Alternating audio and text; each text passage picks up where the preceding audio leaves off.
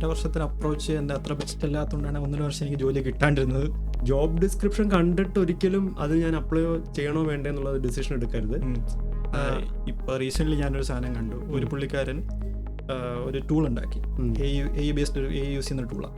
അപ്പോൾ ആ ടൂൾ എന്താ ചെയ്യുന്നത് വെച്ച് കഴിഞ്ഞാൽ ഇതുപോലെ ലിങ്ക്ഡിനകത്ത് ഓരോ പോസ്റ്റിനകത്ത് ജോബ് പോസ്റ്റിങ്ങിനകത്ത് കയറിയിട്ട് ജോബ് ഡിസ്ക്രിപ്ഷൻ വായിച്ചിട്ട് നോളജ് സ്റ്റാർട്ടപ്പിൽ വർക്ക് ചെയ്യാൻ നോളജ് വളരാനായിട്ട് വളരെ നല്ലതാണ്. കാര്യം എന്ന് പറഞ്ഞാൽ ചുമ്മാ. പക്ഷേ ഇവിടുത്തെ പ്രശ്നം എന്ന് വെച്ചാൽ ഈ എന്റർപ്രൈസിൽ നിന്ന് നമുക്ക് ഒരു സിറ്റുവേഷനിൽ നമുക്ക് പുറത്തിറങ്ങി വേറെ ജോലിക്ക് അപ്ലൈ ചെയ്യുമ്പോൾ പിന്നീട് അങ്ങോട്ട് നല്ല സ്ട്രഗിൾ ആയിരിക്കും. സ്റ്റാർട്ടപ്പിലാകുമ്പോൾ സാലറി സിമ്പിൾ ക്വസ്റ്റ്യൻ ആണ്, പക്ഷെ ഇതൊന്നും യൂസ് ചെയ്യാതെന്ന് പറയുമ്പോഴത്തേക്ക് ആൾ കൊടുക്കും.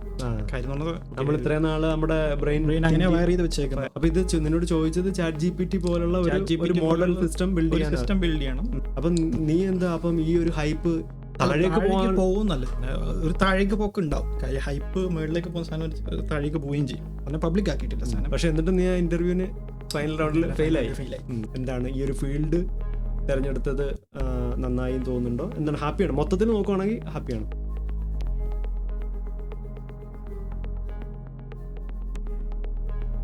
ഓക്കെ, അപ്പൊ നമ്മുടെ രണ്ടാമത്തെ എപ്പിസോഡ്. ഓക്കെ, അപ്പൊ നീ എന്താണ് 1.5 വർഷത്തോളം എടുത്തിട്ടാണ് ദുബായിൽ ജോലി കണ്ടുപിടിച്ചത്. അപ്പം ആ ഒരു സ്ട്രഗ്ലിംഗ് പീരീഡ് ഒന്ന് പറയാമോ? എങ്ങനെയാണ് നീ അത് ഓവർകം ചെയ്തത്? ഇങ്ങനെ നിനക്ക് ഓൾറെഡി +1 ഒക്കെ ആയപ്പോഴേ നിനക്ക് കമ്പ്യൂട്ടർ സയൻസിനോട് ഭയങ്കര ഇഷ്ടം ഉണ്ടായിരുന്നു. പിന്നെ കോളേജ് കഴിഞ്ഞു, നീ നോക്കിയയിൽ വർക്ക് ചെയ്യുന്നു, എറിക്സണിൽ വർക്ക് ചെയ്യുന്നു. നിനക്ക് അപ്പം ഞാനും നീ കമ്പയർ ചെയ്യുമ്പോൾ ഞാൻ ഈ പറഞ്ഞതിൻ്റെ കൂട്ട് BCAക്ക് പോകണോ BBAക്ക് പോകണോ എന്നൊന്നും എനിക്കറിയത്തില്ലായിരുന്നു. ആൻറ്റി ബാംഗ്ലൂരിൽ നിന്നിട്ട് BCA ഉണ്ട് BBA ഉണ്ട്. അപ്പോൾ ഞാനിങ്ങനെ നോക്കി BCA BBA BCA നല്ല രസമുണ്ട്. അപ്പോൾ BCA എടുത്തു ആൻറ്റി എന്ന് പറഞ്ഞ ആളാണ് ഞാൻ. അതുവരെ എനിക്ക് ഈ പറഞ്ഞതിൻ്റെ കൂട്ട് കമ്പ്യൂട്ടറിനകത്തൊരു സാധനം പോലും എനിക്കറിയത്തില്ലായിരുന്നു. അപ്പം അങ്ങനെ വന്ന ഒരാളാണ് ഞാൻ. പക്ഷെ നീ അതിന് മുമ്പേ നിനക്ക് ഓൾറെഡി ഒരു ചിലർക്ക് ഈ ജനിക്കും ഒരു ആർട്ടിസ്റ്റായിട്ട് ജനിക്കുന്ന കുറച്ച് ആൾക്കാരുണ്ട്. പിന്നെ അവരുടെ സ്വയം പ്രയത്നത്തോടു കൂടി മോഹൻലാലും മമ്മൂട്ടിയും ബൈ ഡിഫോൾട്ട് മോഹൻലാൽ ഒരു ആർട്ടിസ്റ്റാണ്. മമ്മൂട്ടി പക്ഷെ അത്രയും എഫേർട്ട് ഇട്ട് ഇപ്പൊ മോഹൻലാലിനേക്കാളും മുകളിൽ പേരെടുക്കാൻ ഒക്കെ പറ്റിയ ഒരാളാണ്. അപ്പൊ നിന്നെ സംബന്ധിച്ചിടത്തോളം പറയുന്നില്ല, കിട്ടാനുള്ള തല്ലൊക്കെ. പക്ഷെ അങ്ങനെ മോഹൻലാൽ വേഴ്സസ് മമ്മൂട്ടി എന്ന് പറഞ്ഞ ഫാനൊന്നും ഇല്ലടാ. അതൊക്കെ പണ്ട് നമ്മുടെ കാലഘട്ടത്തിൽ. ഓക്കെ, അപ്പൊ ഞാൻ പറഞ്ഞു വന്നതെന്ന് വെച്ചാല് നിനക്ക് ഓൾറെഡി ഈ ഒരു സിസ്റ്റത്തെ പറ്റി ഇത് എങ്ങനെയാണ് വർക്ക് ചെയ്യുന്നതെന്നൊക്കെ നിനക്കറിയാം. എന്നിട്ട് നീ എന്തുകൊണ്ടാണ് ഇവിടെ വന്നിട്ട് ഇത്രയും സ്ട്രഗിൾ ചെയ്തത്? കാരണം അന്ന് ഈ പൈത്തണിൽ ഇവിടെ ഓപ്പണിങ്സ് കുറവായിരുന്നത് കൊണ്ടായിരുന്നോ അതോ? അതെ, അന്ന് ഞാൻ ഇപ്പോൾ പറയുന്ന പോലെ തന്നെ നേരത്തെ കഴിഞ്ഞ എപ്പിസോഡിൽ പറഞ്ഞ പോലെ ടെക്നിക്കലി ഈ ഒരു സാധനം അത്ര ഇവിടുത്തെ ഇൻഡസ്ട്രി മെച്യൂർ എന്നല്ല, മീൻസ് ആ ഒരു ജോബ് ഇതുണ്ടല്ലോ, ഓപ്പർച്യൂണിറ്റീസ് അത്ര മെച്യൂർ അല്ല ഇവിടെ. അപ്പം അന്ന് തീരെ ഇല്ലായിരുന്നു. അന്ന് മിക്കവാറും ഇവിടെ PHPയിലും അന്ന് നല്ല ഓപ്പണിംഗ് ഉണ്ട്. PHPയിലും C#ലും ജാവയിലൊക്കെ തന്നെ അന്നും സാധനങ്ങൾ ഓടിക്കൊണ്ടിരുന്ന. പൈത്തൺ അങ്ങനെ ട്രാക്ഷൻ കിട്ടി വന്നുകൊണ്ടിരിക്കുന്ന സമയമായിരുന്നു. കാര്യം ആ ഒരു കോവിഡിൻ്റെ സമയം കഴിഞ്ഞിട്ടാണ് ഈ പൈത്തണിനകത്ത് ഇത്രയും കുറേ ഓപ്പണിങ്സ് വരുന്നതായിട്ട് ഞാൻ കണ്ടത് തന്നെ. അപ്പോൾ കോവിഡിന് ശേഷമാണ് നീ അപ്പം ഈ ഇപ്പോഴത്തെ ജോലിക്ക് കയറിയത്? കോവിഡിന് ശേഷമാണ്. അപ്പോൾ നീ എന്തായിരുന്നു എടുത്ത ഒരു ജോബ് ഹണ്ടിങ്ങിൻ്റെ സമയത്ത് ആ 1.5 വർഷത്തെ ഒരു എക്സ്പീരിയൻസ് നിനക്ക് എന്താണ് മനസ്സിലായത്? അത് എങ്ങനെ നമ്മൾ ഒരു ജോലിക്ക് വേണ്ടിയിട്ട് പ്രിപ്പയർ ചെയ്യണം, എങ്ങനെ അപ്രോച്ച് ചെയ്യണം, എന്തായിരുന്നു ബെസ്റ്റ് ഒരു വേ എന്ന് പറഞ്ഞാൽ? 1.5 വർഷത്തിന് അപ്രോച്ച് എൻ്റെ അത്ര ബെസ്റ്റ് അല്ലാത്തതുകൊണ്ടാണ് 1.5 വർഷം എനിക്ക് ജോലി കിട്ടാണ്ടിരുന്നത്. 1.5 വർഷം കഴിഞ്ഞിട്ട് ഇപ്പം എനിക്ക് മനസ്സിലാവുന്ന കുറേ കാര്യങ്ങളുണ്ട്.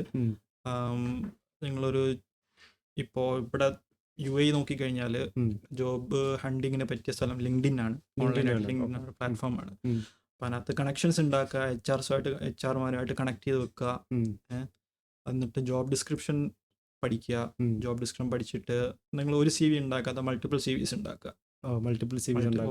ഞാൻ കേട്ടിട്ടുണ്ട് ATS എന്ന് പറഞ്ഞ സിസ്റ്റം ഉണ്ട് ഫിൽറ്ററിങ്ങിന് വേണ്ടിയിട്ട്. HR-മാർ ഒരുപാട് ആപ്ലിക്കേഷൻ വരുന്നുണ്ട്, അത് ഫിൽട്ടർ ഔട്ട് ചെയ്യാൻ വേണ്ടിയിട്ട് ATS പോലെ ഓട്ടോമേറ്റഡ് സിസ്റ്റം യൂസ് ചെയ്യുന്നുണ്ട്. അപ്പോൾ അത് ബൈപ്പാസ് ചെയ്യാൻ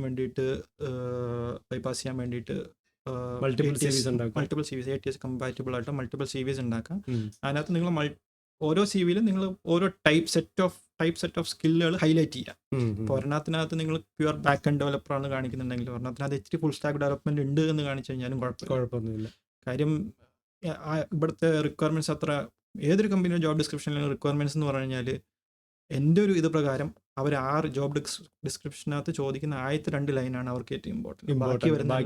ബാക്കി വന്നോട്ടെ എന്ന രീതിയിലുള്ളത് എനിക്ക് തോന്നിയിട്ടുള്ളത്. അതായത് ഇപ്പം പറഞ്ഞതിൻ്റെ കൂട്ട് 4-5 റൗണ്ട് ഇന്റർവ്യൂ കഴിഞ്ഞിട്ട് നമ്മൾ അവിടെ ചെല്ലുമ്പോൾ ആ. ഞാനിപ്പോൾ മറ്റേ 100 സെക്കൻഡ്സിലെല്ലാം ഈ ഫയർഷിപ്പ് ഫയർഷിപ്പ് പുള്ളി പറഞ്ഞ ആ ഒരു ഇന്റർവ്യൂ കണ്ടതാണ്. എനിക്ക് ആ പറഞ്ഞ കൂട്ട് 4-5 റൗണ്ടിൽ ആൾക്കാരുതും അതും എല്ലാം ചോദിച്ചിട്ട് നമ്മളവിടെ ജോലിക്ക് ചെല്ലുമ്പോൾ അവർ പറയും ബട്ടന്റെ കളർ ഒന്ന് മാറ്റി. അത്രേ ഉള്ളൂ. അതങ്ങനെ തന്നെയാണ് കാര്യം. അതാണ് ശരിക്കും എങ്ങനെ മീൻസ് ഈ ജോബ് മാർക്കറ്റും ജോലിയും വർക്ക് ചെയ്യുന്നതെന്ന് പറഞ്ഞാൽ അങ്ങനെയാണ്. അത് ഞാൻ എൻ്റെ ഇവരോട് പറഞ്ഞിട്ടുണ്ട്, സ്റ്റുഡൻസിനോടും പറഞ്ഞിട്ടുണ്ട്, നിങ്ങൾ ജോബ് ഡിസ്ക്രിപ്ഷൻ കണ്ടിട്ട് ഒരിക്കലും അത് ഞാൻ അപ്ലൈ ചെയ്യണോ വേണ്ടേ എന്നുള്ളത് ഡിസിഷൻ എടുക്കരുത്. അതിനകത്ത് ഈ പറയുന്നതിൻ്റെ കൂട്ട് ഒരു 10 കാര്യം പറയുന്നതിനകത്ത് ഒരു 5, 6, 7 അറിയാമെന്നുണ്ടെങ്കിൽ ധൈര്യമായിട്ട് അപ്ലൈ ചെയ്യാറുണ്ട്. അത് ഞാൻ പറയുന്നത് ആദ്യത്തെ 2 ലൈനിൽ അതാണ് അവർക്ക് ശരിക്കും വേണ്ട കാര്യങ്ങൾ. ബാക്കിയെല്ലാം അവർക്ക് കിട്ടിയാൽ കിട്ടി ഉള്ളത് എറിഞ്ഞു നോക്കുന്നതാണ്. അതിപ്പോ ദുബായിൽ വരുന്ന ചില ജോബ് ഡിസ്ക്രിപ്ഷൻ കഴിഞ്ഞാൽ HR-നെ വിളിച്ചിട്ട് ഇത് എന്തിനാ എഴുതി വെച്ചേക്കുന്നവരെ ചോദിക്കേണ്ടി വരും. കാര്യം എന്ന് പറഞ്ഞാൽ അമ്മമാര് ജോബ് ഡിസ്ക്രിപ്ഷൻ എഴുതി ഞാൻ കണ്ടിട്ടുണ്ട്. അതാണ്, അതായത് ഇപ്പം വലിയ വലിയ കമ്പനീസിലൊക്കെ എന്ന് വെച്ചാൽ ഇപ്പം ഡെവലപ്മെന്റ് ടീം പറയാണ് നമുക്കൊരു ബാക്ക് എൻഡ് ഡെവലപ്പറിനെ വേണം, .NET അല്ലെങ്കിൽ PHP അല്ലെങ്കിൽ പൈത്തൺ അറിയണം. ഇതും ചിലപ്പോൾ ഇത്രയായിരിക്കും അവർ കമ്മ്യൂണിക്കേറ്റ് ചെയ്യുന്നത്. അപ്പൊ ഈ HR-നെ സംബന്ധിച്ചിടത്തോളം HR-ന് എന്താണ് ബാക്ക് എൻഡ് ഡെവലപ്മെന്റ് എന്നോ എന്താണ് PHP എന്നോ എന്താണ് .NET എന്നോ അറിയത്തില്ല. അപ്പൊ എൻ്റെ റീസെന്റ് ആയിട്ടുള്ള ഒരു ഇന്റർവ്യൂവില് പുള്ളിക്കാരി ഇങ്ങനെ എൻ്റെ അടുത്ത് ചോദിച്ചു, ഇങ്ങനെ ഒരു ഫ്രെയിംവർക്ക് അറിയാവോന്ന് ചോദിച്ചു. അപ്പൊ ഞാൻ പുള്ളിക്കാരോട് ചോദിച്ചു, റിയാക്ട് ആണോ, ആംഗുലർ ആണോ, വ്യൂ ആണോ, ആ രീതിയിലാണോ ചോദിക്കുന്നത്, അല്ലെങ്കിൽ ഈ പറഞ്ഞതിന്റെ കൂട്ട് അല്ല ലൈബ്രറി അറിയാവോന്ന് ചോദിച്ചു എൻ്റെ അടുത്ത്. അപ്പൊ ഞാൻ ചോദിച്ചു റിയാക്ട് വ്യൂ ആണോ, അതല്ലെങ്കിൽ ബൂട്ട് സ്ട്രാപ്പ്, ടെയിൽബിൻഡ്, CSS പോലുള്ള ലൈബ്രറി ആണോ. അപ്പൊ പുള്ളിക്കാരി ചിരിച്ചുകൊണ്ട് ദാറ്റ്സ് എ ഗുഡ് ക്വസ്റ്റ്യൻ, ഞാനത് അവരോട് ചോദിച്ചിട്ട് പറയാം. അപ്പൊ ഇത്രയ്ക്ക് HR-ന് അറിയുള്ളൂ ആ ഒരു പോസ്റ്റിനെ പറ്റി. അപ്പൊ അവരെന്ത് ചെയ്യുന്ന വെച്ചാല് ബാക്കിയുള്ള പോസ്റ്റ് പോയിട്ട് ഞാൻ കണ്ടിട്ടുണ്ട് പല പോസ്റ്റും ഏകദേശം ഒരേ രീതിയിലാണ് ഫ്രെയിം ചെയ്ത് വെച്ചിട്ടുള്ളത്. അപ്പൊ ഇതിങ്ങനെ കോപ്പി പേസ്റ്റ് ചെയ്ത് നമുക്ക് അയച്ചു തരും. നമ്മള് എന്നിട്ട് അവർ മറ്റേ ആ സാധനം ATS വെച്ചേക്കുന്ന കീവേഡുകൾ അതിനകത്ത് പറഞ്ഞേക്കുന്ന സാധനങ്ങളായിരിക്കും. അപ്പൊ നമ്മുടെ CV അതിനകത്തോട് പാസ് ചെയ്ത് അപ്പുറത്ത് അവരുടെ കയ്യിൽ എത്തിക്കഴിഞ്ഞാൽ അവർ വിളിക്കും. അതെ, അപ്പൊ ആ ATS അതിനകത്തുള്ള മാക്സിമം കീവേഡ്സ്. ഇപ്പൊ റീസെന്റ് ഞാനൊരു സാധനം കണ്ടു. ഒരു പുള്ളിക്കാരൻ ഒരു ടൂൾ ഉണ്ടാക്കി, AI ബേസ്ഡ് ഒരു AI യൂസ് ചെയ്യുന്ന ടൂളാണ്. അപ്പോൾ ആ ടൂൾ എന്താ ചെയ്യുന്നത് വെച്ച് കഴിഞ്ഞാൽ ഇതുപോലെ ലിങ്ക്ഡിനകത്ത് ഓരോ പോസ്റ്റിനകത്ത് ജോബ് പോസ്റ്റിങ്ങിനകത്ത് കയറിയിട്ട് ജോബ് ഡിസ്ക്രിപ്ഷൻ വായിച്ചിട്ട് ആ ജോബ് ഡിസ്ക്രിപ്ഷന് പറ്റുന്ന രീതിയിൽ ഒരു CV ഉണ്ടാക്കും. അങ്ങനെ പുള്ളി 1000 ജോബുകൾക്ക് അങ്ങോട്ട് അപ്ലൈ ചെയ്തു. ആ 2 ദിവസം കൊണ്ട് പുള്ളിക്ക് അതാണ്ട് 500 വലിയ ഇന്റർവ്യൂ കിട്ടി. പുള്ളി തന്നെ ഉണ്ടാക്കി. അത് പബ്ലിക്ലി അവൈലബിൾ ആണോ? പബ്ലിക്ലി എനിക്ക് ഓർമ്മയില്ല, അവൈലബിൾ ആയിരിക്കാം. ഓക്കെ. അപ്പം ശ്രദ്ധിക്കേണ്ട കാര്യം എന്ന് വെച്ചാൽ കൂടുതൽ റിക്രൂട്ടേഴ്സിനെ കണക്ട് ചെയ്ത് വെക്കുക. ജോബ് ഡിസ്ക്രിപ്ഷൻ വായിക്കുക, ജോബ് ഡിസ്ക്രിപ്ഷൻ അനുയോജ്യമായിട്ട് CV ടൈലർ ചെയ്യുക. മീൻസ് CV അങ്ങനെ മൾട്ടിപ്പിൾ CVs ഉണ്ടാക്കി വെക്കുക. ഇപ്പൊ ATS ഫ്രണ്ട്ലി ആയിട്ടുള്ള കീവേഡ്സ് ഇപ്പം നമുക്ക് ഏതാണെന്ന് അറിയത്തില്ലെന്നുണ്ടെങ്കിൽ അതിനനുസരിച്ചുള്ള എന്തൊക്കെയോ സൈറ്റ് ഒക്കെ ഉണ്ട്, ഒരുപാട് ടൂൾസുകൾ വന്നിട്ടുണ്ട്. നമുക്ക് ജോബ് ഡിസ്ക്രിപ്ഷൻ എടുത്ത് പേസ്റ്റ് ചെയ്തിട്ട് പിന്നെ നിങ്ങളുടെ CV പാസ് ചെയ്ത് കൊടുക്കാം. എന്നിട്ട് കമ്പാറ്റബിൾ ആണോ ഈ ജോബ്, മീൻസ് ഇതിനോട് ഈ ജോബ് ഡിസ്ക്രിപ്ഷൻ എത്രത്തോളം കമ്പാറ്റബിലിറ്റി ഉണ്ട് എന്നൊക്കെ ഉള്ളതൊക്കെ കാണാൻ പറ്റും, ചെക്ക് ചെയ്യാനായിട്ട് പറ്റും. ഓക്കെ. അപ്പം ഇവിടെ നമുക്കറിയാം ദുബായിൽ സാലറി നമ്മുടെ നാട്ടിലത്തെ ഇത് വെച്ച് നോക്കുകയാണെങ്കിൽ കൂടുതലാണ്. പക്ഷെ ഞാനിപ്പം റീസെൻ്റ് ആയിട്ട് അറിഞ്ഞത് ബാംഗ്ലൂർ, ഹൈദരാബാദ്, മുംബൈ ഒക്കെ അത്യാവശ്യം നല്ല പാക്കേജിൽ കിട്ടുന്നുണ്ട്. അപ്പം എന്താണ് നിന്റെ ഒരു പ്രിഫറൻസ് എന്താണ്? നാട്ടിൽ വർക്ക് ചെയ്യുന്നതാണോ കൂടുതൽ എക്സ്പോഷർ കിട്ടുന്നത്? കരിയറിൽ കൂടുതൽ കാലം എന്തൊക്കെയായാലും സസ്റ്റെയിൻ ചെയ്യണമെന്നുണ്ടെങ്കിൽ നമുക്ക് സാലറി മാത്രമല്ലല്ലോ, ഈ ഒരു പ്രത്യേകിച്ച് IT ഫീൽഡിൽ നോളജ്, നമ്മൾ വർക്ക് ചെയ്യുന്ന കമ്പനിയിലെ പ്രോജക്ട്സ്, ആ ഒരു സിറ്റുവേഷൻസ്. അപ്പോൾ ഇവിടെയാണോ കൂടുതൽ? ഇവിടെ പിന്നെ ഒരു പ്രത്യേകത എന്ന് വെച്ചാൽ നമുക്ക് മൾട്ടിപ്പിൾ ക്ലയൻസ്, വലിയ ക്ലയന്റുമായിട്ട് നമുക്ക് കാര്യം. ഇവിടുത്തെ ചോദ്യം ഇതാണ്, ഏതാണ് മീൻസ് പ്രിഫർ ചെയ്യുന്നത്? ഇന്ത്യയിൽ സ്റ്റാർട്ടപ്പിൽ ഏതെങ്കിലും സ്റ്റാർട്ടപ്പ് അതുപോലത്തെ കമ്പനികൾ വർക്ക് ചെയ്യുന്നത് നല്ല സ്റ്റാർട്ടപ്പിൽ വർക്ക് ചെയ്യുന്ന നോളജ് വളരാനായിട്ട് വളരെ നല്ലതാണ്. കാര്യം എന്ന് പറഞ്ഞാൽ ചുമ്മാ അങ്ങനത്തെ സ്റ്റാർട്ടപ്പുകളായിരിക്കില്ല. കാര്യം അവിടെ ഒരു സ്റ്റാർട്ടപ്പ് ഉണ്ടാകുന്ന പറഞ്ഞാൽ എന്തെങ്കിലും വിഷനുള്ള ആൾക്കാരായിരിക്കും മിക്കവാറും എനിക്ക് തോന്നുന്നത് ഒരു സ്റ്റാർട്ടപ്പ് ഉണ്ടാക്കുന്നത്. പിന്നെ ഇവിടെ ഒരു സ്റ്റാർട്ടപ്പ് എന്ന് പറഞ്ഞു കഴിഞ്ഞാൽ സ്റ്റാർട്ട് ചെയ്യുന്ന ആൾക്കാർ എന്ന് പറഞ്ഞാൽ പുറത്തുനിന്ന് വരുന്ന ആൾക്കാർ, ഇപ്പോൾ വെസ്റ്റേണേഴ്സ് അങ്ങനെയുള്ള ആൾക്കാർ, അവരുടെ പൈസ ഓൾറെഡി ഉണ്ട്. അപ്പോൾ ആ പൈസ എന്ത് ചെയ്യണമെന്ന് പറഞ്ഞിട്ടാണ് അവർ കൊണ്ടുവന്ന് സ്റ്റാർട്ടപ്പ് ഉണ്ടാക്കുന്നത്. അപ്പോൾ അവർക്ക് പ്രത്യേകിച്ച് മനസ്സിൽ ഓക്കെ എനിക്ക് ഇങ്ങനെ ഒരു സാധനം വേണമെന്ന് മാത്രമേ ഉണ്ടാവുള്ളൂ. അതെ, ഇവിടുന്ന് അവിടം വരെ എങ്ങനെ എത്തിക്കണം, അല്ലെ ഇതിൻ്റെ ഇടയിൽ കൂടെ പോകുന്ന എങ്ങനെയൊക്കെ പോകണം അവർക്ക് മനസ്സിലൊരു ഐഡിയ ഉണ്ടാവില്ല. പക്ഷെ നാട്ടിലാകുമ്പോൾ ഒരു സ്റ്റാർട്ടപ്പ് എന്ന് വെച്ചാൽ കൂടുതൽ ഒരു വിഷൻ ഗോൾ ഓറിയന്റഡ് ആയിരിക്കും അവരെന്ന് പറഞ്ഞാൽ. അതൊരു ഇതാണ്. അപ്പം നിങ്ങൾക്ക് നോളജ് വളർത്താൻ നാട്ടിലെ സ്റ്റാർട്ടപ്പുകൾ അതുപോലെ ചില കമ്പനികളുണ്ട്, നല്ലതാണ്. പിന്നെ എൻ്റർപ്രൈസ് ലെവലിലേക്ക് പോകുമ്പോഴത്തേക്കും നിങ്ങളുടെ എനിക്ക് ഞാൻ വർക്ക് ചെയ്തിട്ടില്ല. എൻ്റെ ഒരു ഇത് പറയുന്നത് വെച്ച് കഴിഞ്ഞാൽ എനിക്ക് തോന്നുന്നതെന്ന് വെച്ചാൽ നിങ്ങളൊരു വലിയൊരു എൻ്റർപ്രൈസിൻ്റെ ഭാഗമായിട്ട് വർക്ക് ചെയ്യുമ്പോൾ നിങ്ങൾക്ക് കിട്ടുന്ന ചെയ്യാൻ കിട്ടുന്ന സാധനങ്ങൾ ചെറുതായിരിക്കും, സാലറി വലുതായിരിക്കും, പക്ഷേ ഓവർ ദ ടൈം ഇപ്പൊ നമ്മൾ 2-3 വർഷമൊക്കെ അവിടെ നിന്ന് കഴിയുമ്പോൾ നമ്മുടെ നോളജ് ഗ്രോത്ത് വളരെ 10% സാലറി ഗ്രോത്ത് അത്യാവശ്യം ഉണ്ടാവും. പക്ഷെ സ്റ്റാർട്ടപ്പിലാവുമ്പോൾ പക്ഷെ ഇവിടുത്തെ പ്രശ്നം എന്ന് വെച്ചാൽ ഈ എന്റർപ്രൈസിൽ നിന്ന് നമുക്ക് ഒരു സിറ്റുവേഷനിൽ നമുക്ക് പുറത്തിറങ്ങി വേറെ ജോലിക്ക് അപ്ലൈ ചെയ്യുമ്പോൾ പിന്നീട് അങ്ങോട്ട് നല്ല സ്ട്രഗിൾ ആയിരിക്കും. സ്റ്റാർട്ടപ്പിലാകുമ്പോൾ സാലറി ചിലപ്പോൾ നമുക്ക് ഡിലേ ഉണ്ടാവാം, ചിലപ്പോൾ കുറച്ച് കുറവുണ്ടാവും. പക്ഷെ ആ ഒരു 3 വർഷം കൊണ്ട് നമുക്ക് നിങ്ങൾ കരിയർ സ്റ്റാർട്ട് ചെയ്യുന്ന സമയത്ത് അതുപോലത്തെ കമ്പനിയിൽ കയറി കഴിഞ്ഞാൽ നിങ്ങൾക്ക് വേറെ കാര്യം എന്താണ് ഒരു സാറ്റിസ്ഫാക്ഷൻ, ചെയ്യുന്ന ജോലിക്ക് ഞാൻ ചെയ്യുന്ന ജോലിക്ക് എന്തോ ഒരു കാര്യം ഉണ്ട് എന്നുള്ളത് കൂടെ മനസ്സിലാവും. മറ്റടുത്ത് പോയിട്ട് ബട്ടന്റെ കളർ മാറ്റുന്നതിനെക്കാട്ടി ഇവിടെ ഒരു സാധനം ചെയ്തു എന്ന് എനിക്ക് പറയാൻ പറ്റും. അപ്പൊ നീ പറയുന്നത് നാട്ടിലാണെങ്കിൽ സ്റ്റാർട്ടപ്പിൽ സ്റ്റാർട്ടപ്പ് അതുപോലത്തെ കുറച്ച് കമ്പനീസ് ഉണ്ട്, അവിടെ വർക്ക് ചെയ്യുന്നത് നല്ലൊരു നോളജ് വൈസ്, അതായത് കരിയർ വൈസ് നല്ലൊരു ഇതാണ്. പിന്നെ സാലറി വൈസും പിന്നെ സേഫ് ആവുക എന്ന് പറഞ്ഞാൽ എന്റർപ്രൈസ് അതുപോലത്തെ വലിയ വലിയ കമ്പനി കയറി കഴിഞ്ഞാൽ ഒരു പീരീഡ് കഴിഞ്ഞിട്ട് സാലറി പെട്ടെന്ന് മാറിക്കൊണ്ടിരിക്കും, ബെനിഫിറ്റ്സ് ഉണ്ടാവും. പിന്നെ എന്റർപ്രൈസുകൾ കയറി കഴിഞ്ഞാൽ സേഫ് ആണ്. പക്ഷേ ദുബായിൽ നിങ്ങൾ അതായത് ദുബായ് എന്നുള്ള UAE നിങ്ങൾക്ക് എത്ര കാലത്തോളം സാലറി ഉണ്ടോ നിങ്ങൾ അത്ര കാലത്തോളം സേഫ് ആയിരിക്കും. ഇപ്പം ഇവിടെ ജോലി പോയി കഴിഞ്ഞാൽ പിന്നെ ഓർമ്മിപ്പിക്കല്ല. ഓക്കെ പിന്നെ അത് കുറെ ചോദിച്ചിട്ട് ഇന്റർവ്യൂവിന് എങ്ങനെയാണ് പ്രിപ്പയർ ചെയ്യുന്നത് ചോദിച്ചു.